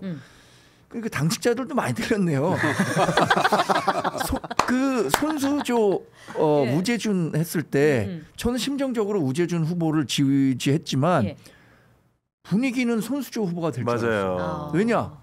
아까 정치적 공백기가 좀 있었다고 했지만 손수조는 2012년에 문재인하고 싸웠었고 사상구에서 13년 동안 그래도 우리 당에 있었고 더군다나 지난 마지막 대선에서 김문수 후보를 도와서 열심히 했었어요. 그러면은 김문수 후보랑 페어링이 돼 있는 일종의 반탄 후보고 그 우재준 후보는 찬탄 후보였는데 여기서 우재준 후보가 된 게 와 정말 잘했다라는 생각이 들었는데 전 우재준 후보가 된 거는 다른 이유 없다고 생각합니다. 지금 와서 보면 TK 지역 의원이고 청년이기 때문에 된 겁니다. TK에 우리 당원들이 굉장히 많은데 우재준 의원이 30대잖아요. 대구 출신이에요. 그러니까 TK 지역의 어떤 당원들이나 이런 정서가 야 우리도 한번 그럼 젊은 정치인 중에 TK 출신으로 키워보자라는 정서가 있어서 그래도 우재준 후보는 많은 표를 받았던 게 아닌가라는 생각이 좀 강화됩니다. 지금 이렇게 말씀 주시면서 그럼 이제 당 게시판 수사 들어가나요? 이렇게 말씀하셨고 누가 되는가에 따라서 이런 식으로 또 몰리고 이러니까 그럼 앞으로 그러면은 한동훈은 어떻게 될까? 어떻게 될까? 발 디딜 공간이 있을까? 근래에 한번 만나기로 했거든요. 우리가 저 원외에 있는 사람들끼리 한번 만나기로 했었는데 전당대회가 끝나면 한번 얘기를 잘 해봐야겠네요. 그러나 말씀드리지만 저는 제 발로는 안 나갑니다. 끌어내야 돼, 끌어내. 아니 끌어내라니요. 형님 제가 뒤에서 버텨드릴게요. 일단은 끌어내지 못하도록. 저는 제가 정치를 국민의힘에서 시작했고 물론 뭐 정당명이 바뀔 수는 있어요. 그죠? 뭐 국민의힘이라는 정당명이 바뀔 수 있지만 정통 보수 정당에서 제가 정치를 끝까지 하겠다라는 생각이 강하고 뭐 어떤 사람들은 뭐 어디서 시작했다가 다른 정당도 가고 뭐 이렇게 하잖아요. 저는 뭐 제가 정치를 하는 한 무슨 일이 있어도 이 보수 정당을 지킬 거기 때문에 제 발로는 안 나갑니다. 국회의원 전당대회 결과와 관련해서 저는 항상 그 사람은 유연해야 한다고 생각하거든요. 우리 당이 어느 방향으로 갈지 제가 잘 모르겠습니다. 정말 장동혁 대표가 당 대표가 된 이후에 우리 당을 어떤 방향으로 이끌지 모르겠습니다만 어쨌든 뭐 전 유연하게 대응해 갖고 보수 정당을 잘 지키겠습니다. 아니 그건 너무 있는 얘기죠. 그냥 원래 다들 하는 얘기잖아. 근데 지금 당장 하고 싶은 말 한마디만 딱 해봐야지. 지금 정말 장동혁이 된 상황에서 진짜 한 줄 카피를 딱 낸다면 내가 무슨 말 하고 싶어? 계속 잘 이끌어 주십시오. 잘 이끌어 주십시오. 근데 저는 이제 저도 정리 말씀 좀 드리면 정리할 것도 필요하고 앞으로 뭐 잘 리드해가는 것도 필요한데 사실은 앞길이 지금 구만리이고 잘 보이질 않아요. 그냥 눈 감은 상태인 것 같은 느낌이 들어요. 그런데 앞으로 이제 소위 말해서 혁신 진영이 뭘 해야 되냐. 네. 이런 한동훈 뭐 이 전 대표도 포함될 것이고 이번에 당대표 후보에 나갔던 안철수 조경태 사실은 단일화가 실패했기 때문에 처음에 이 혁신파들이 다 갈라져가지고 사실은 누구 하나 최고위원 하나 만들지 못했던 거 아닙니까? 네. 그러니까 오히려 무능을 보여준 거거든요. 근데 앞으로 그러지 않으려면 진짜 보수가 무엇인지 앞으로 이 보수가 달라지는 세계 정세에서 그리고 대한민국의 이 방향이 도대체 보수로부터 어떻게 출발해야 되는지 이 부분에 대해서 제대로 된 풍찬 노숙을 해야 된다. 꼭 당권을 가지지 않았어도 네. 최고위원 하나 들어가지 못했어도 전국을 돌면서 저는 사실 그 질문을 하면서 시민들과 함께 호흡하고 그러면서 좀 다시 좀 그 힘을 좀 에너지를 모아야 되지 않을까 조언을 좀 드려봅니다. 지금 갑자기 이게 생각났어요. 장동혁 후보 시절에 이 얘기를 했어요. 우파와 연대해 이재명 정권을 끌어내릴 것이다. 지금 취임 일성으로 개혁신당과 연대한다는 얘기인가요? 우파, 개혁신당하고 그러니까 장동혁 후보가 말하는 우파라고 하는 것은 이렇게 중간 지점의 보수 성향의 정당이 아니라 더 오른팔 더 뻗어서 있는 오른쪽에 있는 뭐 극우라고 하기엔 좀 그렇지만 그렇죠. 극우라고 표현될 수 있죠. 자유와 혁신 내지는 완전 공식적으로 손을 잡겠다. 우리공화당 내지는 자유통일당. 이 물론 장동혁 후보는 아니었지만 김문수 후보와 안철수 후보의 당대표 톤을 보면은 지방선거 공천권을 그들과 나누는 것이 그러니까 우리공화당 분들과 나누는 것이 즐거운 공상이라고 표현할 정도였었거든요. 장동혁 후보가 아마 그 결이 다르지 않다라면 본인이 표현한 우파라고 하는 그 개념은 오른쪽에 있는 정당, 더 오른쪽에 있는 정당을 표현하는 것이겠죠. 재밌는 게 그 1차 4명이서 투표했었을 때 김문수, 안철수, 장동혁, 조경태 이렇게 해서 만약에 그 이른바 쇄신파 진영이 단일화를 했으면 한 명이 결선 투표에 갔겠느냐 못 갔겠느냐 요걸 한번 계산해 봤거든요. 네. 제가 지금 러프하게 계산해 보니까 그러면은 시너지가 발생했으면은 갔을 수도 있겠어요. 왜냐하면 김문수 후보가 13만 5천 표고 장동혁 후보가 15만 표가 나섰는데 안철수, 조경태가 합하면 13만 1천 표예요. 산술적으로는 좀 작아요. 네. 김문수 후보보다. 근데 당시에 그런 그 단일화가 있었다면 그러면 최고위원 선거 조금 달라졌고 왜냐하면 두 분이 단일화를 못했기 때문에 사표 심리 때문에 그 두 분 표를 안 가고 그러니까. 김문수 쪽으로 표를 찍은 사람들이 있을 겁니다. 그런 걸 생각하면 단일화를 안 했던 게 굉장히 좀 뭐 이 쇄신파 진영에서는 그렇죠. 아쉬움이 남는 부분이 되겠네요. 이런 것들을 다 예상하지 못한 거죠, 사실. 지금 장해찬 전 최고 페이북을 보고 있는데요. 한동훈 효과, 분노한 당원들을 결집시키는 놀라운 위력. 이제 보수에서 한동훈 묻으면 정치할 수 없다는 당원들의 준엄한 경고. 조직 구도 정치 공학을 모두 극복하고 독심을 지킨 장동혁 대표가 쭉 팔아보냅니다. 정광재 저격인데 바로. 야, 이거는 한동훈 묻은 정광재 저격인데. 제 방송 보고 있나요? 지금 안 오면서 방송 보고 있는 거야. 야 대단하다. 저걸 또 공세 올렸네요. 또. 이거 23분 전에 올렸어요. 가족들과 단란한 시간이나 보내시지 말이야. 국민의힘이 앞으로 얼마나 어떤 방향으로 흘러갈지 과연 최고위 회의는 제대로 이루어질 수 있을지 어떤 메시지를 낼지 정부 여당과의 관계가 또 어떤 방향으로 이루어질지 아주 흥미롭습니다. 오늘 장동혁 당대표 당선 소식과 함께 이야기를 나눠봤고요. 자 이제 우리 작가님이 이거 말씀하시네. 정청래하고 악수 가능한가? 정청래 당대표하고 만나야 될 거 아니에요? 네, 이제 만나게 될 것 같아요. 예. 저는 대통령께서 이제 방미 갔다가 네. 돌아오시면 어쨌든 회담 성과에 대해서 여야 대표들에게 얘기를 해야 될 거 아닙니까? 따로따로 만나자 하지는 않을 거 아니에요. 예. 결국 한 자리에 모을 거고 그때 대통령 입장에서는 자기는 협치를 하겠다라고 얘기를 했으니까 네. 한 자리에 모아서 했을 때 그때 대통령 앞에서도 악수를 할 건지 안 할 건지 예. 이거 고민될 거예요.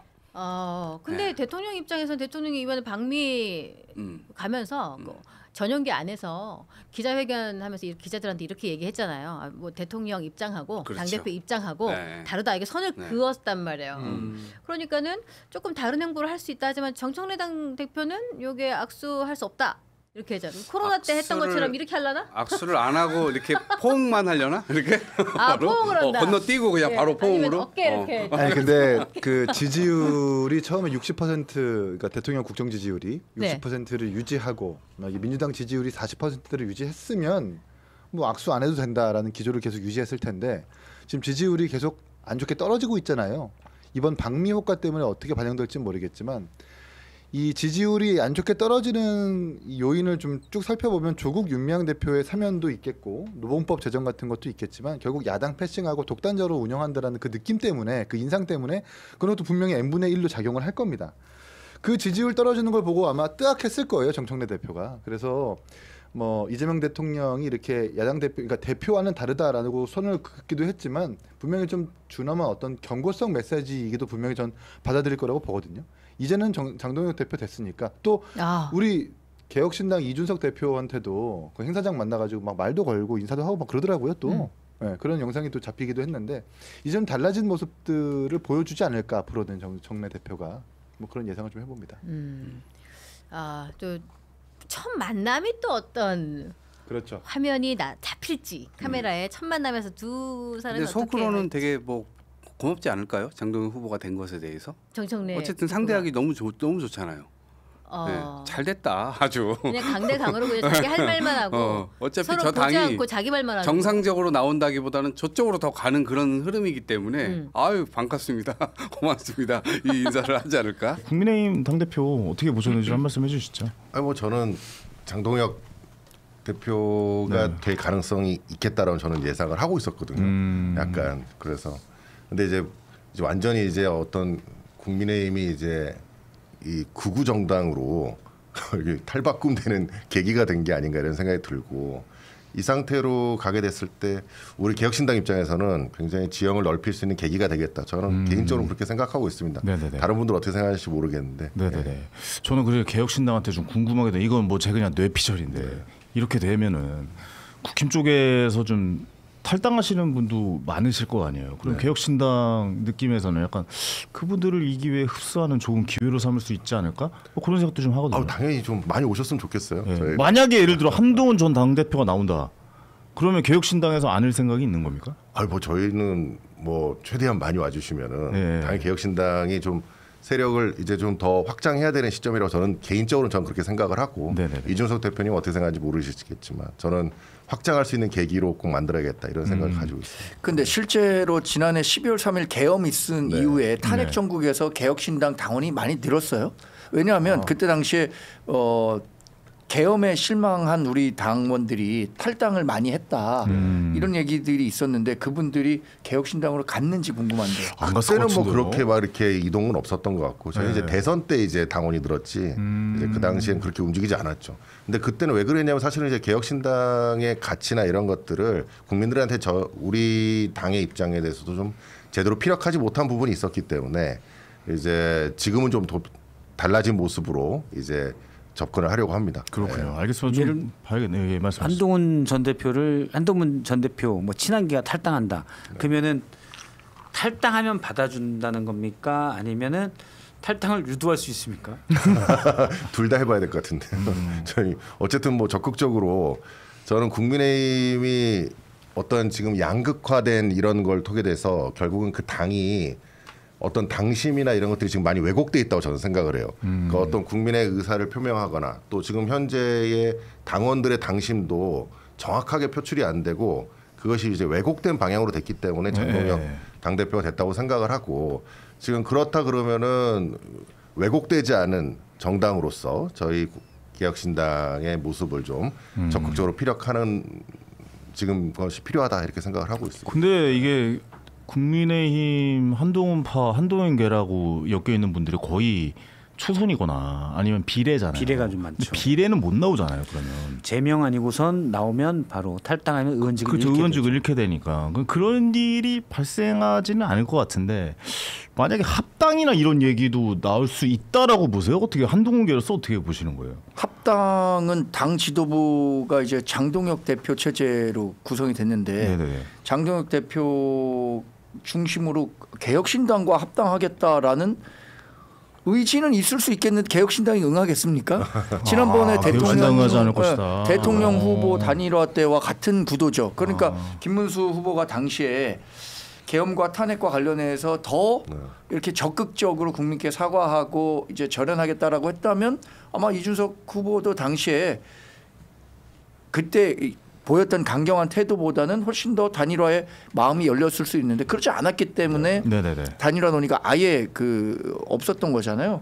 근데 지금 장동혁 대표는 훨씬 더 김문수 후보 때보다 강경한 목소리를 낼 텐데 그런 의지가 갖고 있다고 하더라도 개혁신당이 응하겠습니까? 개혁신당이 응하지 않을 것이다. 그럼 말씀하신 건 아마 이제 만약 친한계가 탈당해서 그렇죠. 개별적으로 개혁신당이 입당하는 일은 없을 거고 일단 친한계의 당을 만들어서 친한계 일부에서는 진짜 분당해야 된다는 목소리가 나오거든요. 만들어서 그 다음에 개혁보수의 목소리를 키우기 위해서 합당을 논의하자. 이준석 신당과 개혁신당과. 그럼 어떻게 할 건지. 저는 어쨌든 분당의 가능성을 저는 굉장히 높게 보고 있습니다. 아, 그래요? 국민의힘의 분당의 가능성. 그리고 그 분당을 하고 나서 어떤 가치가 같은 정당으로서의 연합 또 그것이 되다가 결국 나중에 어떤 합당의 가능성도 열어둘 수 있겠죠. 그래서 저는 그런 부분 넓게 봐야 된다고 생각을 하고 지금 민주당을 상대하기에는 지금 국민의힘은 메시지에 힘이 없습니다. 솔직히 말씀드리면은 그 진정한 메시지의 힘을 가질 수 있는 세력의 교합이 굉장히 지금 중요한 시기라고 저는 생각을 하고 그런 측면에서 지금 제가 말씀드린 내용들이 그런 기조에 있다 이렇게 보시면 될 것 같아요. 왜 이런 얘기를 좀 드리냐면은 사실 이제 된 거잖아요. 이제 장동혁 대표 당 대표가 되셨으니까 지금 당 대표가 왜 됐는지 예상했는지 이런 얘기 여러 방송에서 많이 했으니까 우리가 그 이후의 이야기에 대해서 좀 한번 해보고 싶어서 말씀드렸어요. 지금 이렇게 얘기하고 있는 거 있잖아요. 국민의힘이 분당된다. 그리고 일부 인사들이 탈당을 한 후에 정계 개편을 추진한다. 이런 얘기는 정말 제가 생각하기엔 탁상공론이고 밖에서 하는 얘기예요. 안에서는 사실 이런 것과 관련해서 구체적으로 이야기 실제 저에게도 이런 분위기를 많이 물어보잖아요. 친한계 근데 사실 원내에 있는 의원들하고 제가 이게 생각이 다 같지 않고 또 다 파악하지 못하고 있다는 점은 인정한다고 하더라도 지금 상황에서 탈당해서 하겠다라고 생각한 사람은 없을 겁니다. 근데 제가 선거가 너무 멀리 남았어요. 가정을 해볼 때 예를 들어서 선거가 멀리 남았지만 그래도 친한계에게 주요 요직 당직을 맡길 때 일단 배제를 시킨다거나 아니면 좀 약간 우리만 너무 밀려나는 거 아니야? 라는 생각이 들 정도로 한다든가 예를 들어서 선거가 많이 남았지만 당연히 공천 같은 것도 이제 얘기가 나오겠죠. 핍박한다. 만약에 예를 들어서 그런 것도 사실 궁금해요. 그러니까 당 대표가 됐을 때 이제는 좀 이분의 태세가 달라질 것인가, 아니면 그대로 세게 갈 것인가. 지금처럼 이번 선거할 때처럼 사실 이렇게 한다면 이건 좀 말도 안 되는 상황인 거잖아요. 근데 사실 이재명 대통령께서도 선거할 때는 좀 강력하게 얘기를 하지만 지금 대통령으로서 어떻게 보면 중도로 잡아가려고 노력을 하고 있지 않습니까? 그러니까 당대표 역시도 이렇게 세게 얘기를 했지만 당권을 잡고 더 나아가기 위해서 어느 정도 좀 유하게 될 것인가가 저는 좀 궁금해요. 저는 약간은 유하게 변할 거라고 봐요. 유하게 변할 것이라고 보십니까? 그러니까 톤 조절을 좀 할 겁니다. 그러니까 어제 장동혁 대표가 여러 방송 또 매체 인터뷰한 걸 쭉 봤었는데 기존 후보 때보다는 약간 톤다운이 됐습니다. 예를 들어서 당선되면 윤석열부터 면회 가겠습니다라고 했는데 질문에 그게 나와요. 그러니까 어떻게 대답하냐면 특별한 사정이 없는 한 약속은 지킵니다. 이렇게 얘기를 해요. 그러니까 후보 시절 했던 메시지보다는 약간 톤다운이 됩니다. 근데 이분은 이익 추구형이기 때문에 권력에 이렇게 약간 가는 스타일이잖아요. 원래는 민주당 쪽을 기웃거리다가 나중에 국민의힘에서 배지를 달고 미래 권력으로 불렸던 친한동훈계 핵심으로 있다가 계엄 이후에 이거 안 되겠다 싶으니까 바로 친윤의 또 핵심이 된 분이거든요. 근데 지금 본인이 이제 핵심이 됐잖아요. 그러면 저는 어젯밤에 이 사람이 어떤 꿈을 꿨을까? 꿈은 이제 개꿈인데 일단 어떤 생각을 했을까라고 생각하면 내가 이제 드디어 제1야당 대표가 됐어. 자리에 올랐어. 나는 대선 주자감이야. 다음 대선은 내 거야. 대통령 되면 뭐 할까? 일단 이 생각부터 했을 거예요. 이게 지금 되게 홍맹랑한 것 같지만 국회의원 300명이 다 대통령 꿈꿔요. 근데 이분은 일단 야당 대표잖아요. 제1야당 대표. 그럼 가능성이 사실은 꽤 높아졌습니다. 이번에도 구구랑 손잡고 경선에서 이겼잖아요. 사실 경선에서만 이기면 1대1 게임이 5대5 게임입니다. 여당 야당 5대5 게임이에요. 그러니까 그 꿈을 꿀 거고 그럼 어떻게 해야 될까? 내가 계속 윤호개인으로 스탠스를 잡으면 요건 안 되겠다. 그렇다고 확 돌변하면 지금 구구 지지층의 그러니까 이른바 전환길 파들의 지지를 못 받으니 일단은 적절히 여기를 들어주면서 대신 약간 중심도 간다. 요렇게 스탠스를 잡을 것 같아요. 그래서 제가 그렇게 일단 아침 방송에서 얘기를 하고 그다음에 장동혁 측근에게 물어봤더니 일단은 그걸 한대요. 어떻게 한대요? 구구도 전환길과 전광훈이 나눠져 있잖아요. 전광훈파도 일단 포섭을 하겠다. 그러니까 부산 세계로하고 사랑제일교하고 나눠져 있는데 포섭을 일단 해서 구구 쪽 가지만 그렇다고 해서 완전히 세게 이건 아니고 제가 말씀드린 건 약간 중장기적으로 그렇게 갈 거라고 본다.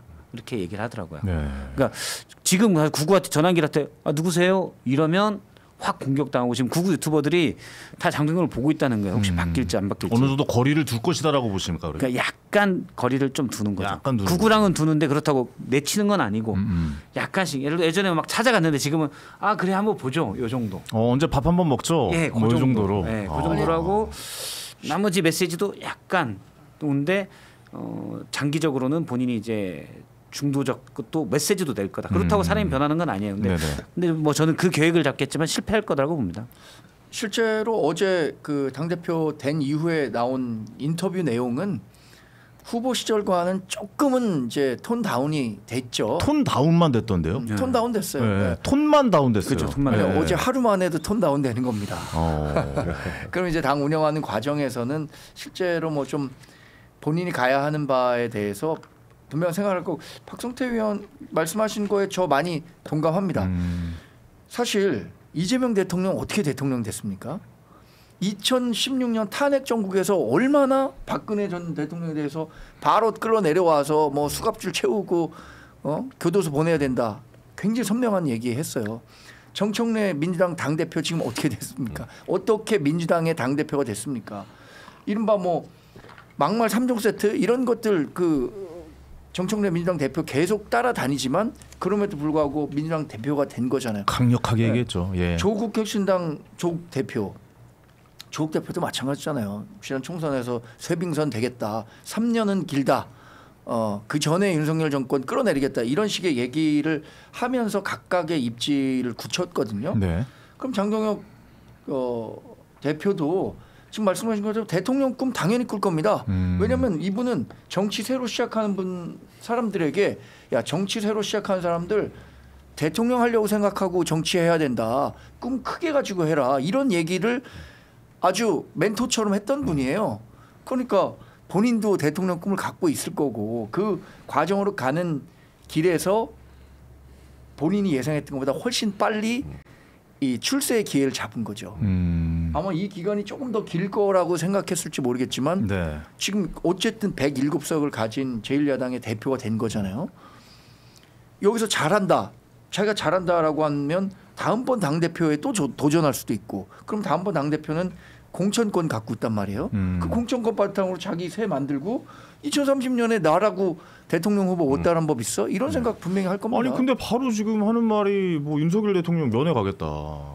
윤석열 전 대통령이죠. 뭐 이런 이야기가 나오고 있는데 그러면은 사실 자세가 안 바뀐 거 아니에요? 이거 바뀌었다고 봐야 됩니까? 뭐 저는 이분이 기본적으로 태세 전환이 굉장히 빠르시잖아요. 네.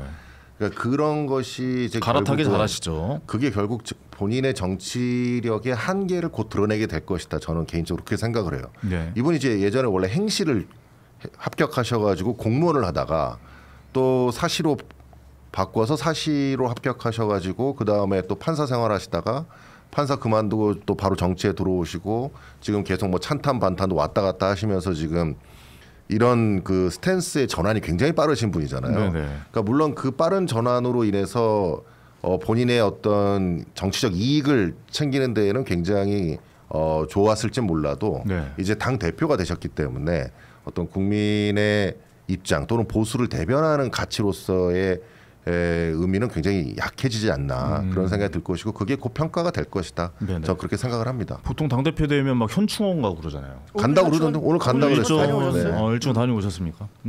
다행이네요. 그래도 뭐 면회부터가 안 가고 교회부터 안 가고 면회는 물리적으로 시간이 걸리죠.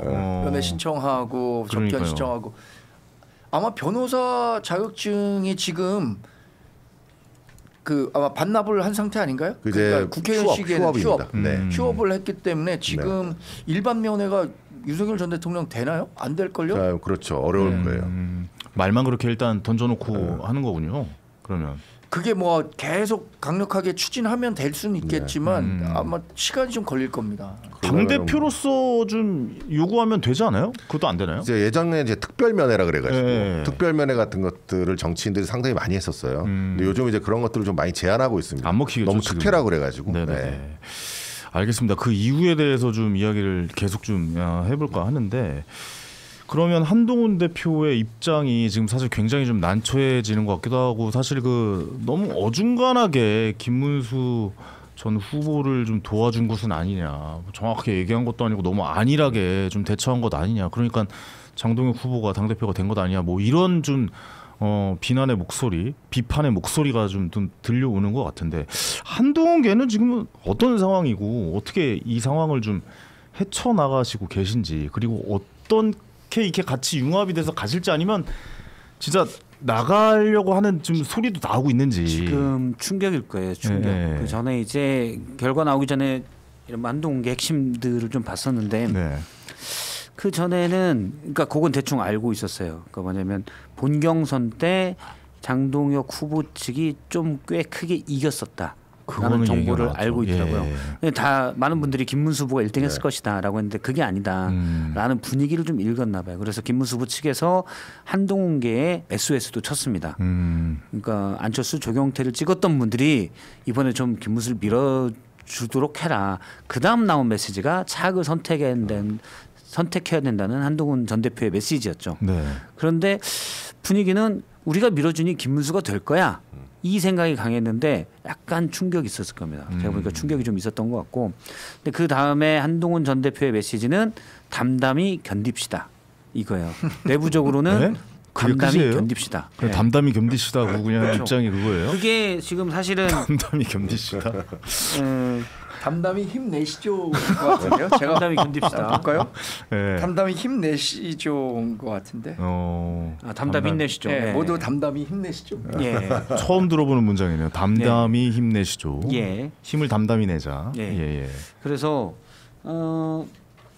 친한동훈계에서는 아마 딱히 지금 대안이 없습니다.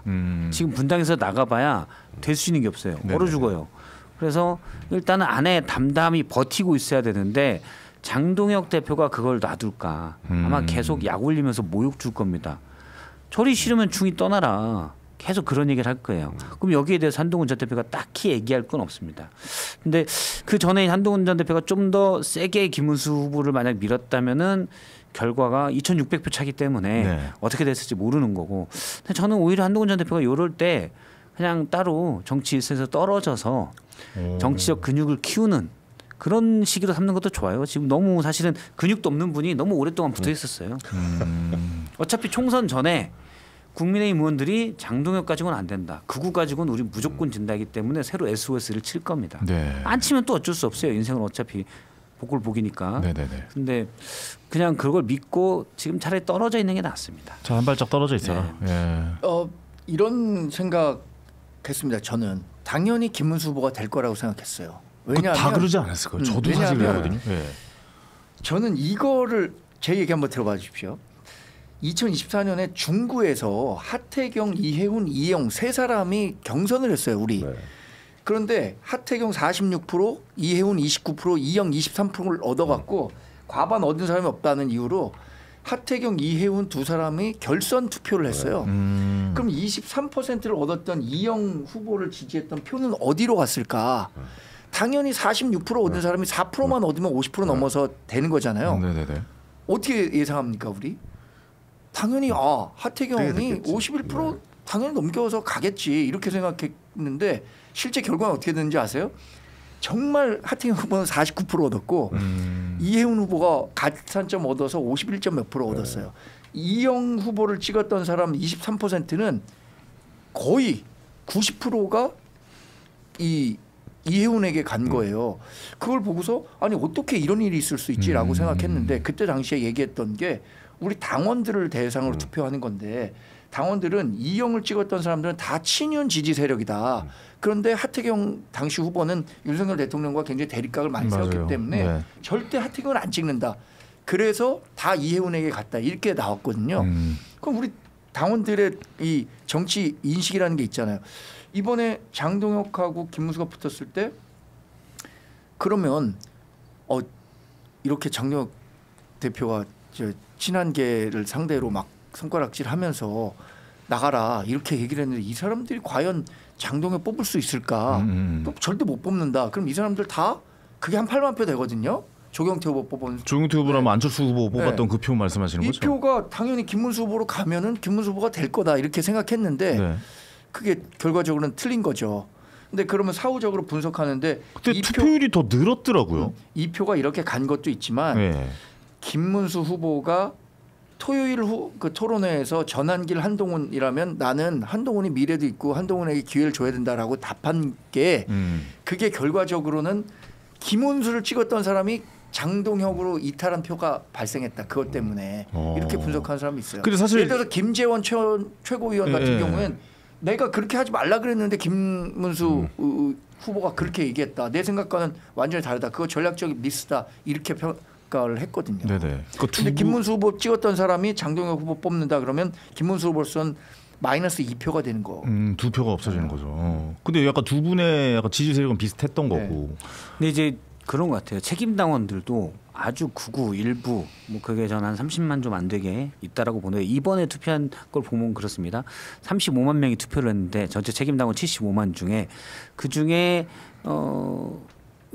지금 장동혁, 김문수 간 후보가 35만 명인데 그 중에 한 5, 6만 정도는 아마 안철수, 조경태를 찍었던 분들이 김문수 후보를 찍었던 것 같고. 근데 이 책임당원들도 되게 정치 공헌여측이지만 또 각자 바빠요. 자기 할 일도 있고. 제가 아는 책임당원도 몇몇 있는데 따로 뭐 자기 일들이 있습니다. 이것만 바라보고 있을 수가 없어요. 그래서 본 경선 때까지는 장동혁 통성기도 하는 거 이런 거 보면서 에이 저건 좀 그렇지 하고는 그냥 김문수가 그래도 대선 후보 출신이니 그러니까 인지도 게임으로 간 경우도 조금 있을 거고. 그런데 결선에 가서는 주요 쟁점이 한동훈이 아예 돼버린 거예요. 그냥 이거는 딱 양자 대결이니까 찬탄 반탄 쟁점이 아니고 그냥 한동훈이냐 아니냐.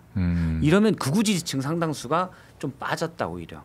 근데 한동훈계가 김문수를 일부 저는 원래 한 10만이었는데 그중에 한 6, 7만, 7, 8만이 갔을 거라고 보는데 대신 김문수를 찍었던 후보 중에 일부가 한동훈이랑 같이 한다고? 이건 아니지라고 다시 빠진 효과가 있을 것 같아요. 그게 설득력이 높네요. 왜냐하면 지금 생각해봐도 이게 산술적으로 덧셈만 해봤을 때 나오는 결과는 안 되는 상황인데 그러니까 오히려 둘이가 김문수 후보랑 장동혁 후보의 지지층은 비슷하니까 오히려 한동훈의 힘을 받는다고 한동훈 후보를 옛날 전 대표를 극혐하는 사람들이 오히려 장동혁 후보로 갈 수가 있었을 것이다 라고 결과가 그러면 결과적으로는 한동훈 전 대표는 가만히 있었어야 되네요.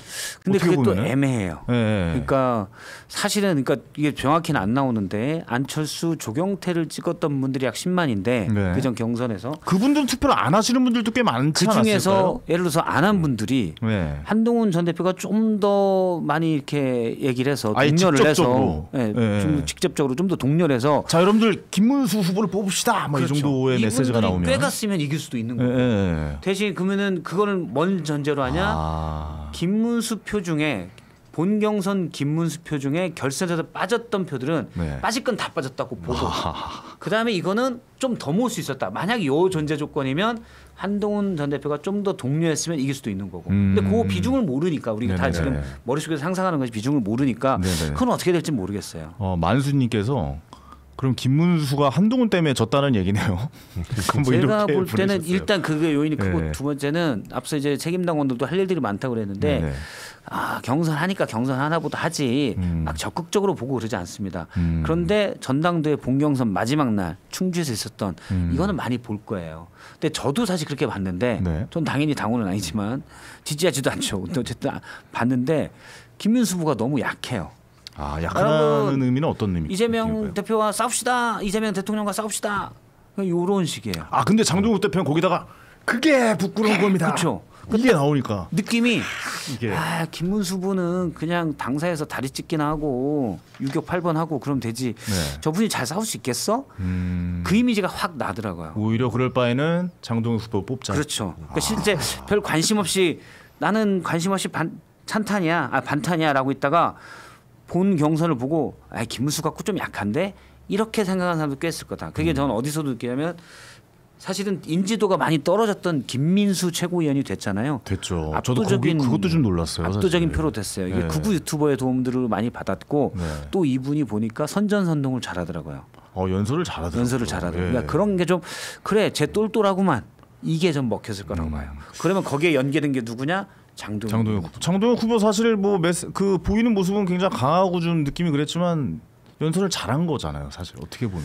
그렇죠. 저는 잘했다라고 보거든요. 왜냐하면 메시지를 정확하게 저는 기억이 나기 때문에 그러니까 그분이 머릿속에 기억에 남게 연설을 하는 게 좀 중요하다고 그러니까 저는 무대에 서는 사람이었었기 때문에 사실 그게 좀 중요하다고 생각하는데 그렇죠. 그런 의미에서는 장동혁 후보의 연설은 저는 기억이 많이 남았어요. 제가 지금도 따라했잖아요. 그렇죠. 저는 제 기억엔 안 남았으면 좋겠는데 일단 남았어요. 네.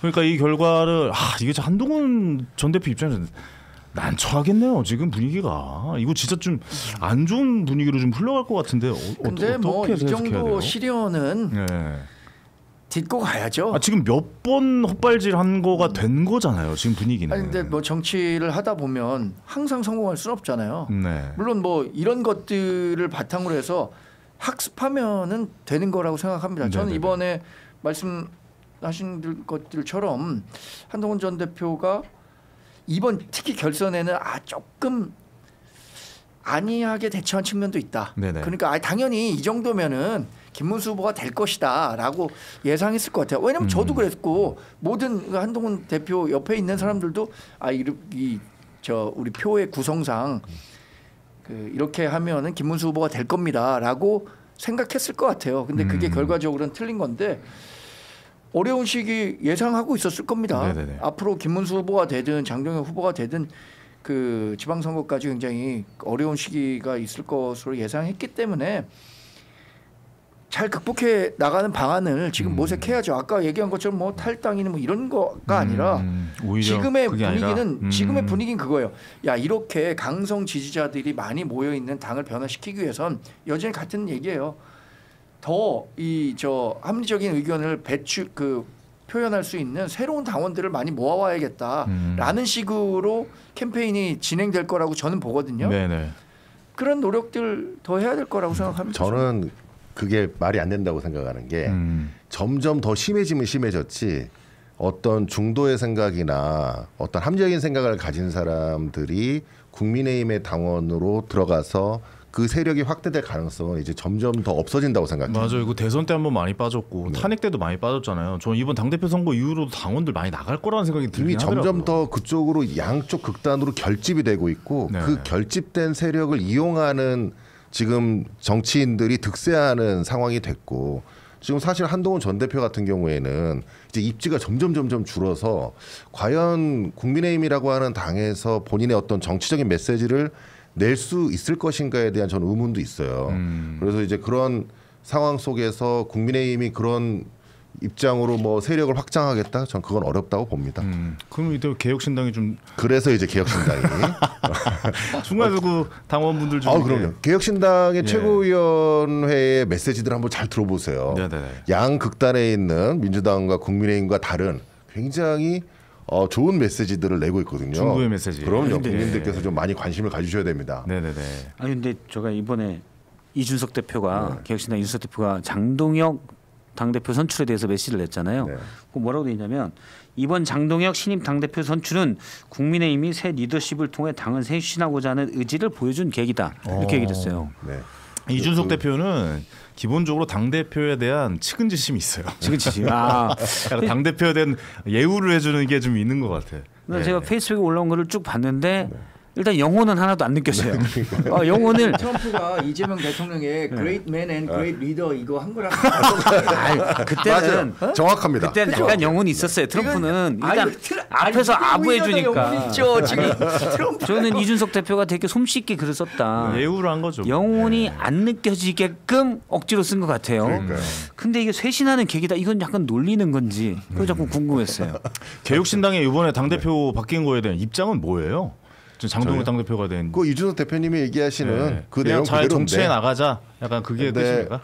어쨌든 뭐 저는 봤을 때는 국민의힘의 어떤 확장성이 이제 사라졌다.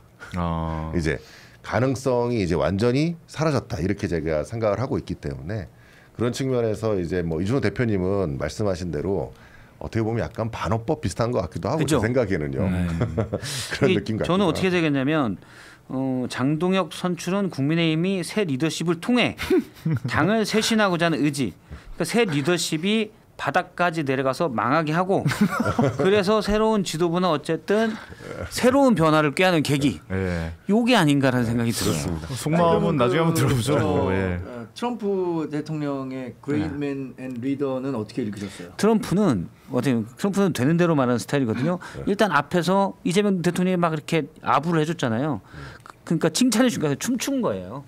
그분 앞에서 해주면 그냥 좋아를 합니다. 노벨상 비슷하게 얘기해주니까. 이제 밥 한 번 먹자랑 다 비슷한 얘기인 걸로 그렇게 마무리. 우리가 좋은 말이 있잖아요. 네. 외교적 수사, 정치적 레토릭. 그 얘기 나왔으니까 이제 그 얘기로 좀 넘어가 보도록 하죠. 요 당 대표 이야기는 여기서 마무리 짓도록 하겠습니다. 근데 저는 개인적으로 좀 그래요. 그러니까 설마 이렇게까지 또 극단적으로 가겠어라는 생각이 들어서 당 대표일 때 모습은 과연 이분의 모습은 어떨지도 조금 저는 사실 기대가 되기도 하거든요. 그래도 좀 다른 모습을 보여주시지 않을까라는 생각이 좀 들기도 합니다. 사실 견제 역할을 좀 해주셔야죠. 정권이 아무래도 좀 민주당 쪽으로 넘어갔고 넘어갔다는 표현이 좀 그렇지만 어쨌든 민주당이 정권을 잡고 있고 이쪽만 너무 득세한다고 해서 우리한테 좋을 게 뭐가 있습니까? 반대쪽에서도 어느 정도 견제를 하고 좋은 목소리를 내줘야 균형이 잡히게 갈 수 있다라고 저는 생각합니다. 그렇기 때문에 좋은 견제 역할을 좀 해주셨으면 좋겠다고 이 이야기 좀 마무리 짓고. 전한길 제일 재밌지.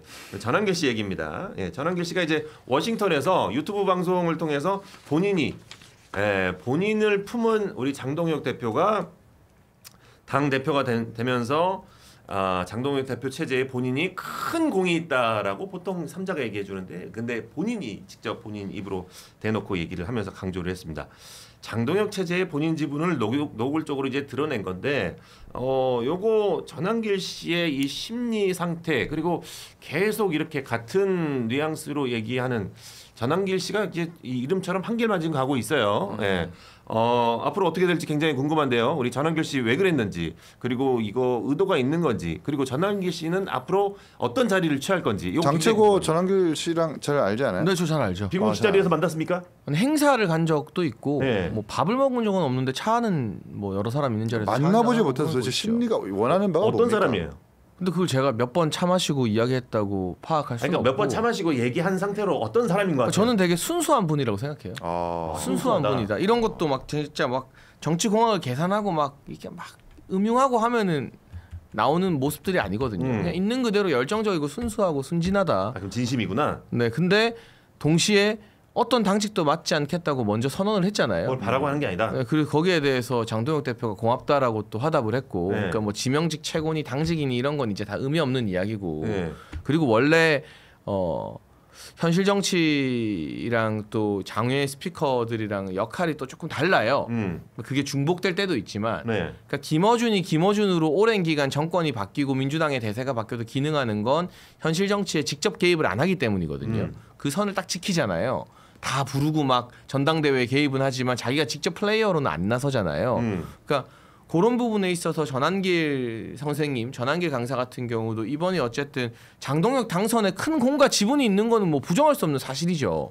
근데 거기에서 본인이 뭔가 나 당직을 하겠다, 당직이 달라가 아니라 나 아무것도 안 하겠다라고 딱 선을 딱 그었잖아요. 네. 그러니까 아마 이 기조가 계속 유지된다면 장외 스피커로서 보수당 당원들이나 전통 지지층한테는 소구력 있는 메신저로 계속 기능할 수 있는 거죠. 네.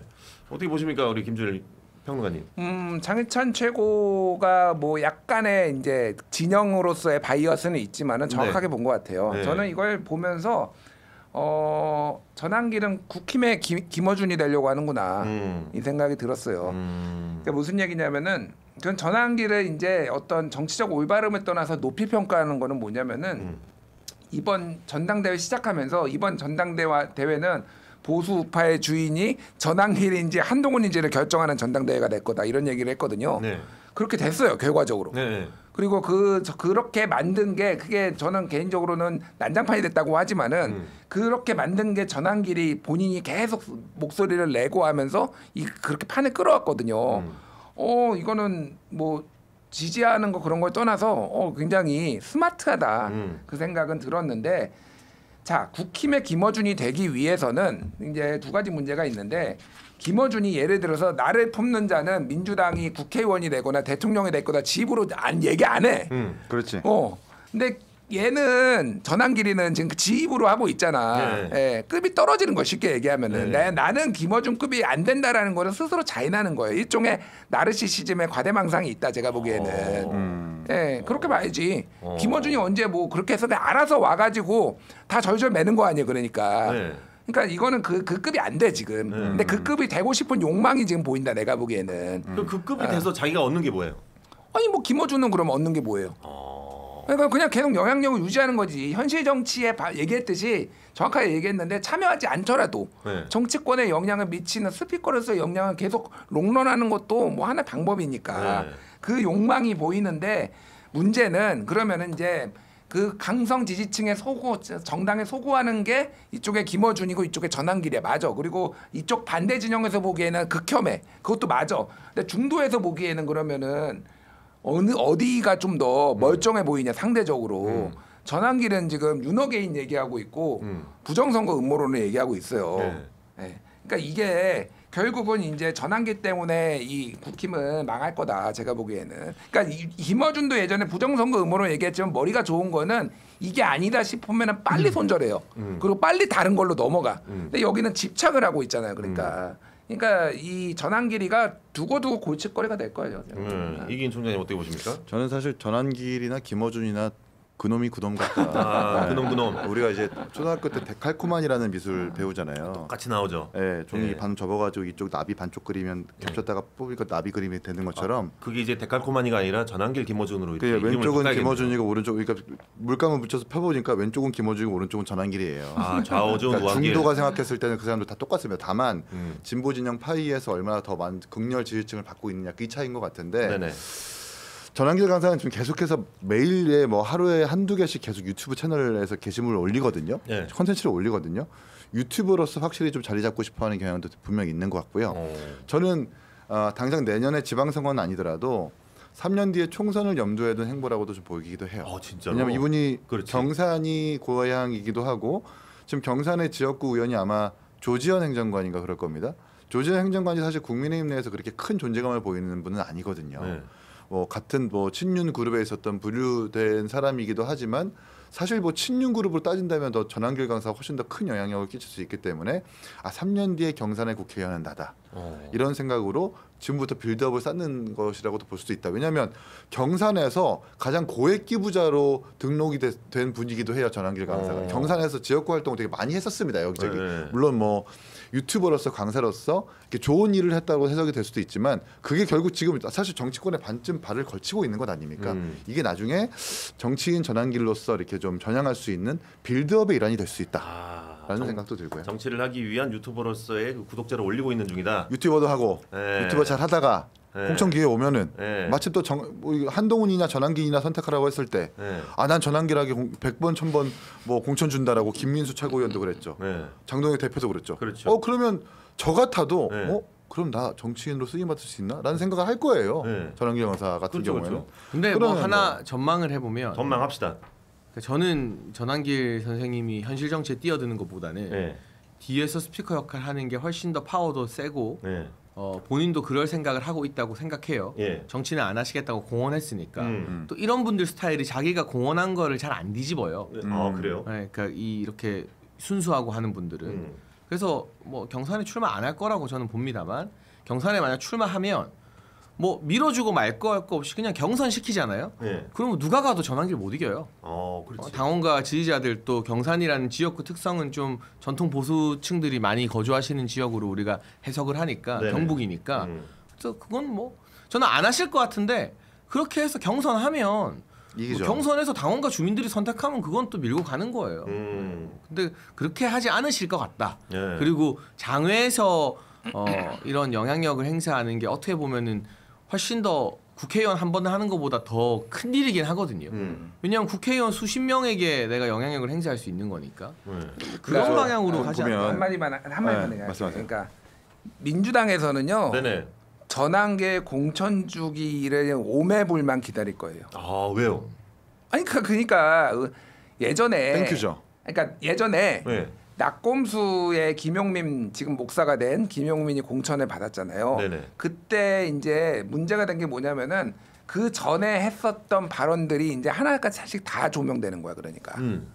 그래서 예전에 뭐 라이스 국무장관을 뭐 강간을 해야 되네 뭐 이런 얘기까지 막 다 나왔잖아요. 전환길이 더 많을까 김용민이 더 많을까 별 희한한 얘기들이 다 나올 거예요. 그러니까 이게 그러면은 선거판 자체가 달라져요. 그러니까 이 정당이 그리고 미안한 얘기지만은 장해찬도 약간 그런 고생을 했잖아요. 그러니까 지난번 총선 때 이게 그런 수준에 비교할 건 아니었어요. 뭐 어쨌든 그 정도급은 아니지만 어쨌든 그러니까 이게 한번 소환되기 시작하면은 끝도 없어요. 그러니까 이거 어떻게 이미 공천을 줬는데 어떻게 할 거야.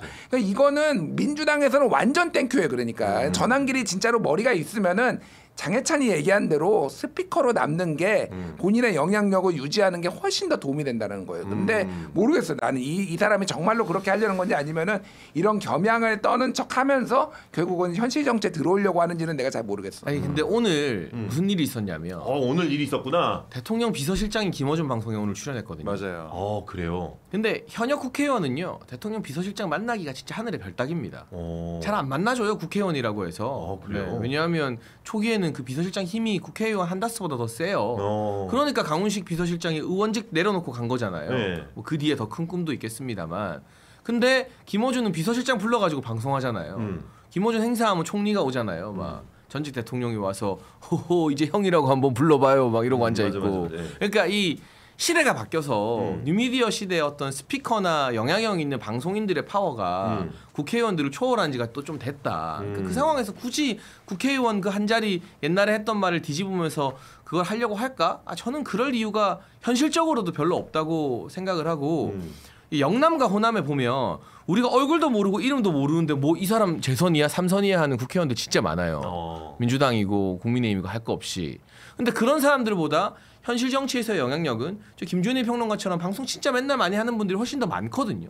사실은 정치권이나 정치 소비층에게 소구하는 영향력이라는 게 그러니까 시대가 그렇게 바뀌었어요. 그래서 저는 좀 앞서가는 논의긴 한데 굳이 현실 정치에 뛰어들어서 이 스피커로서의 지위를 포기하려고 할 것 같지는 않아요. 실리적으로 따져도. 아니 그렇다고 해서 사실 김어준 씨가 막 민주당 전당대회장에 직접 들어와가지고 당대표 후보를 그거는 스타일은 좀 다르긴 한데 그러진 않잖아요. 근데 전환길 강사는 당사에 들어가가지고 김문수냐 장동혁이냐 막 무슨 뭐 밸런스 게임 같은 것도 하고 뭐 이러고 있잖아요. 이 사람은 의지가 있는 거예요. 근데 국회의원이 되고자 하는 의지가 최종 목표가 아니라 언감생심 감히 대통령까지 꿈꾸고 있는 사람일 수도 있어요. 네. 왜냐하면 유구의 역사에 전환길 씨를 만난 적이 있어요? 아니에요. 그분의 심리를 한번 저희가 파악을 해보자고요. 약간 김어준 가로 가는데. 좀 들어봐줘. 논거가 있대잖아. 전환길 씨가 사실 역사를 가르쳤던 사람이고, 맞아요. 네, 수많은 사람들한테 대한민국의 근현대사, 현대사를 가르쳤던 사람으로서 이렇게 되면 안 된다라는 그릇된 본인은 신념이라고 하지만 그릇된 인식으로 좀 가득 차 있다고 좀 보거든요. 그런 사람의 어떤 신념이라는 건 되게 무서운 거예요. 대통령으로서도 충분히 도전할 수 있는 의지가 있다라고 평가할 수 충분한 거죠. 좀 그렇게 보기 때문에 전환길의 행보는 국회의원으로 끝나는 것이 아닐 것이다. 단지 유튜버로서 끝나는 것이 아닐 것이다. 끝까지 갈 때까지 갈 것이다. 라는 생각도 들어요. 근데 실제로 작년 대선에 재밌는 여론조사가 하나 돌았는데 공식적으로 언론에 발표도 됐습니다. 네. 이재명 대통령을 대상으로 한 경쟁률 조사에서 네. 전환길과 한동훈이 거의 동률의 수치가 나왔어요. 진짜로? 네. 17점 몇 %였나? 네, 이런 건 또 잘 기억하거든. 네. 그때 제가 장최고랑 한참 전에 전환길 강사가 이제 이렇게 뭐 등판한다 만다 할 때 그때는 보편적인 국민들의 이미지가 상당히 좋았기 때문에 저랑 장채호 얘기 나눴을 때도 야 이거 전환길 강사 오면 난리 날 거다 이거 여야 다 잡아먹을 거다 이랬었어요. 근데 들어와서 하는 걸 보니까 막 부정선거 얘기하고 이래버리면서 그게 좀 한쪽으로 경도돼 버린 거거든요. 그때 당시의 평판이랑 지금의 평판은 분명히 다를 것이다. 그래도 한동훈은 이길 것이다. 그러니까 지금 전환길은 정확하게 정광훈의 자리를 지금 대체한 거예요. 지금 포지셔닝이 자체가 정광훈이 지금 여러 이유로 수사도 맡고 그러면서 그런데 크게 바깥에서 보기, 내부에서 보기에는 뭐가 다르고 뭐 여의도파와 뭐 광화문파가 다른 것처럼 보이지만은 밖에서 보기에는 그냥 정확하게 일치합니다. 그러니까 그게 정광훈이 대통령 되겠다고 하면은 사람들이 다 정신병자라고 얘기하죠. 맞지. 네, 거의 그 수준이라고 보면 돼요. 네. 야, 과연 전환길 씨는 정치를 할 것인가 말 것인가? 요거 앞으로의 행보가 굉장히 기대가 됩니다. 요것만 물어보고 갈게요. 전환길이 이제 본인을 품은 자가 국회의원과 시장, 심지어 뭐 대통령까지 될 수 있다라고 이제 얘기를 하는 것 같은데 다음 대구시장은 이준숙 위원장이 되어야 된다라고 지명을 했습니다. 이제 전환길 씨가 이제 지명까지 했어요. 과연 이 대구시장은 이진숙 위원장이 다음 대구시장이 될지 요거 굉장히 궁금한데. 근데 이거는요 옛날부터 나오던 이야기예요. 그리고 이진숙 위원장이 옛날에 도전을 했었어요. 경선이나 이런 거에 그 대구 지역 국회의원 도전도 꾸준히 했었고, 그러니까. 근데 이제 방통위원장하고 어떻게 보면 민주당과 맞서 싸우는 모습들이 계속 보여지면서 보수에서는 한때 뭐 당대표감이다, 뭐 대선 주자감이다 이런 여론도 있었거든요. 근데 전환길 선생님의 이 거론이 아니더라도. 지금 대구에 여러 현역 의원들이 있고 대구시장 노리는 사람들이 있지만 경선하면 결국 당원 50, 민심 50인데 그 민심도 어쨌든 국민의힘 지지층 위주로 응답이잖아요. 그렇지. 이진숙 이길 현역 의원이 별로 잘 안 보여요. 그리고 그 이진숙 방통위원장은 지금 소위 말하는 3대 특검의 수사에서도 어쨌든 비껴나 있거든요. 그러니까 그런 어떤 특검발 사법 리스크에서도 되게 자유로운 포지션이에요. 근데 이제 대구의 굵직한 현역 의원들은 거기에 저는 최종적으로는 다 무죄가 나온다고 보지만 특검의 수사 대상이다 피의자다 하는 분들이 또 좀 있잖아요. 그러니까 그런 측면에서 보면 본인의 임기가 내년 8월이라 그 임기를 민주당이 지켜주면은 지선 못 나오는 건데 지금 정부 조직법 바꿔서 방통위원회를 방송미디어위원회로 바꾸면서 자연스럽게 이준석 정리한다는 거잖아요. 여당 안이. 올해 안에 정리해주면 나 민주당한테 밀려나서 잘렸다라는 이제 피해자 서사까지 있기 때문에 대구시장이든 아니면 대구 경북 지역의 보궐이든 나오면 그러니까 누가 전략 공천 안 하고 누가 안 밀어줘도 경선에서 이길 카드다. 그냥 지금 보수층의 정서로는 그렇게 보고 있습니다. 저는. 어떻게 보십니까? 대구시장 이진숙 의원이 진짜 될 것인가? 우리 김준일 평론가님. 전에보다는 가능성 많이 올라갔고요. 이게 질문이 뭐냐면은 이진숙이냐 전환길이냐를 했을 때 이진숙 선배님은 내 경북대학교 선배님이니까 제가 양보해야죠. 이진숙 위원한테 하겠습니다. 이런 맥락이에요. 이게 그러니까 양보를 하겠다. 그러니까 대학교 선배라 뭐 경북대 그런 얘기. 근데 이게 그러니까 예를 들면은 대구시장에 나올 뭐 10명의 후보들을 다 놓고 그 중에서 이진숙을 픽하겠다 뭐 이런 건 아니에요. 그러니까. 근데 어쨌든 지금은 국민의힘에서 전환길의 영향력이 세졌기 때문에 만약에 이런 정도로 얘기를 해주고 지원을 해주고 이진숙의 또 어쨌든 지금 존재감이 약간 있기 때문에 전에보다는 대구시장의 후보로 뽑힐 가능성도 만만치 않겠다. 다만 근데 민주당에서 대구가 원래 열세 지역이긴 한데 뭐 김부겸 전 총리나 이런 사람 공천하면은 진짜 몰라요. 그러니까 약간 강성 극우의 이미지를 가진 사람들이 나와가지고 쉽지 않을 수도 있어요. 이긴 총장님 어떻게 보십니까? 저는 전환길 강사가 진짜 이진숙 위원장을 대구시장으로 만들려면 밀지 않았으면 좋겠어요. 밀지 않았으면 좋겠다. 오히려 본인이 지원하지 않는 게 이진숙 위원장을 대구시장으로 만드는 길이다. 전환길 묻으면 대구에서도 아마 여론 별로 안 좋을 겁니다. 물론 뭐 강성 지지층들은 좋아하겠지만 강성 지지층한테 지지를 받는다고 해서 그게 보편적인 국민들의 넓은 지지를 의미하는 것은 아니거든요. 그러다 보니까 전환길 강사가 지금 진짜 이진숙 위원장을 대구시장 만들려면 자중하라는 말씀을 드리고 그것과 별개로 이진숙 위원장이 지금 아까 장재천 최고도 얘기했지만 그 필리버스터 과정에서도 혼자 본회의장에서 남아가지고 새벽 끝까지 자리를 지키는 모습도 그렇고 보수 내에서 강성도 아니고 되게 강단 있게 싸운다라는 평가가 점점점 확대되고 있기는 해요. 그러면서 자연스럽게 내년 8월까지 임기지만 이진석 위원장 지금 보수에서 인물론 좀 있는데 뭐 인물이 많이 없는데 정치인으로 좀 등용시켜야 되는 거 아니냐라는 분명히 이런 이렇게 제안하시는 분들 많기 때문에 자연스럽게 민주당이 지금 이진숙 위원장한테 판을 깔아주는 부분도 있다. 이런 부분을 이진숙 위원장이 잘 판단해가지고 정치인으로 갈지 아니면 어떤 다른 선택을 할지도 지켜봐야 될 일이다. 알겠습니다. 자, 우리 전한길 씨의 영향력이 조금 더 점점 커지는 것 같은데 만약에 장해찬 위원님 같은 경우에는 그 예를 들어서 뭐 전한길 씨의 뭐 픽을 받았어. 우리 장 의원 이번에 다음에 내가 뭐 대구시장 뭐 밀어줄게. 이런 뭐 제안을 받았다. 그러면 기분이 어떨 것 같아요? 그러니까 저는 뭐 그거를 그러니까 정치적 노선이나 신념이 아주 다른 사람이 아니면 누가 저를 지원해주고 좋게 해준다는데 그걸 마다할 정치인이 누가 있어요? 그거는. 네. 이 사람이 해줘도 좋은 거고 저 사람이 해줘도 좋은 거고. 네. 근데 이제 저랑 너무 생각이 다르다. 네. 뭐 뜬금없이 친한 게에서 너를 지원해줄게. 그러면 그거 됐어요. 갈 길 가세요 하는 거고. 저는 그리고 제가 최고위원 할 때부터 소위 말하는 그 광화문에서 집회하고 하는 분들이랑은 좀 안 좋았거든요. 제가 계속 그분들 당에 들어오면 안 된다라고 공개 메시지 내고 그 문제로 우리가 김재원 최고위원을 징계한 적이 있어요. 저희 김기현 지도부 때. 그 공개 발언 총대를 제가 메고 했어요. 그러니까 정강훈 목사는 자유통일당 그 당원이지 국민의힘에는 아무 영향력이 없다. 제가 이런 메시지를 내서 그런 선은 제가 알아서 긋습니다만 누가 됐든 저를 지원해주고 지지해준다고 하면 그건 되게 환영할 일인 거죠. 고마운 일이고. 마다할 정치인이 그중에 저뿐만 아니라 누구라도 누가 나 도와준다는데 아닙니다. 도와주지 마십시오 하는 정치인은 없죠. 그걸 얼마나 적극적으로 받아들여서 막 같이 사진 찍고 뭐 하느냐 그 선의 차이가 있는 분인데 그거는 정무적 감각으로 본인이 이제 잘 미세하게 조정하는 거고. 알겠습니다. 전한길 얘기는 오늘 여기까지. 우리 장동혁 국민의힘 당대표 선출됐잖아요. 국힘 지지율 앞으로 어떤 변화가 일어날까 이게 또 핵심 쟁점일 것 같아요. 궁금해져. 앞으로 국민의힘 지지율 어떨까? 우선 첫 일성 자체가 그동안 다른 목소리를 내왔던 사람들 이제 가라 이 얘기를 했기 때문에 지금 오늘 대통령이 어쨌든 방미해가지고 트럼프 대통령과 여러 가지 이야기들이 나왔고 그 부분에 대해서 평가를 하거나 그게 첫 일성으로 오히려 나왔었다면 좋았을 텐데 그런 부분들을 일정 관심 없고 지금 다른 쪽으로만 메시지 발신한다는 것 자체가 굉장히 암울한 상황을 예고하고 있습니다. 오히려 짠물만 계속해서 더 짜지고 더 짜지고 더 짜진 거의 짠물 100%의 상황으로 가고 있는 것이 아니냐. 그러면 지지율은 저는 낮아질 가능성 훨씬 더 크다. 컨벤션 효과 이런 거 없고요. 그냥 내려갈 겁니다. 네, 대변인. 글쎄 잘 모르겠어요. 왜냐하면 장동혁 후보가 될 거라고 예측을 못했기 때문에. 네. 안전벨트 단단히 매셔야 됩니다. 아직까지도 어안이 벙벙한 얼굴이 갑자기 우리 시작할 때 얼굴로 돌아갔어요. 글쎄 뭐 잘 되기를 바랄 뿐입니다. 네. 정말로 제가 지금 할 수 있는 얘기라는 게 뭐 굉장히 제한적일 것 같고. 네.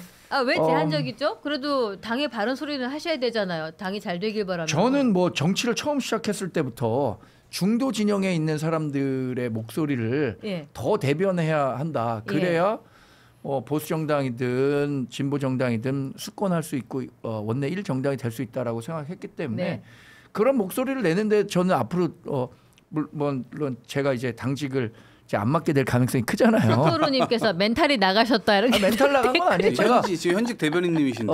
제가 그 회복 탄력성이 굉장히 뛰어나요. 며칠 걸립니까 이거 회복되려면은? 하루면 되죠. 그래요? 벌써 회복한 얼굴 아닌가요? 아니요. 회복한 얼굴이 아니에요. 멘탈을 잡을 수가 없다. 계속 이렇게 올라오는데 여름 아니면 대변인도 바뀐다. 장동혁 당대표가 지금 백불 워딩을 좀 보고 있는데 107석 국힘이 믿어야 할 것은 우리와 함께 싸울 의지가 있는 자유우파 시민과 연대해 싸우는 방법밖에 없다. 근데 원내의 분란이 계속되고 묵인하고 방치한다면 저는 그분들과 연대가 제대로 이루어지지 않을 거라고 생각한다. 이렇게 노골적으로 당대표의 취임 일성을 이렇게 얘기를 해요. 보통은 당대표 당선되면 그래도 품고 가야죠. 안고 가야죠라고 얘기하는데 이렇게 본인의 어떤 갈등, 본인의 어떤 불편함을 노골화한다라는 것은 진짜 갈등이 시작되는 것을 예고하는 것과 다름없거든요. 어찌됐든 제1야당의 대표로서 저희도 뭐 군소정당이지만 싸우는 것이 중요한 게 아니라 그래도 사람을 배제하지 않고 다 함께 국정 운영을 잘 도모하는 게 중요한 것 아니겠습니까? 장동영 후보가 지금이라도 당대표 됐으니까 그 기조를 한번 좀 바꿔봤으면 좋겠다는 생각도 듭니다. 그런 제안을 좀 드리고 싶어요. 네, 여러 가지 현안 얘기하면서 다소 오늘 국민의힘이 워낙에 충격적인 전당대회 결과를 갑자기 시작 전에 내는 바람에 좀 당황스러우셨을 것 같기도 합니다. 그렇죠? 저희가 여러 가지 얘기를 하면서 다음에도 대변인 신분으로 꼭 뵀으면 좋겠어요. 얼굴 많이 회복됐죠? 전혀 아닙니다. 된 것 같은데. 여기 보니까는 해촉식 사회를 맡으실 듯 이렇게 카톡이 올라.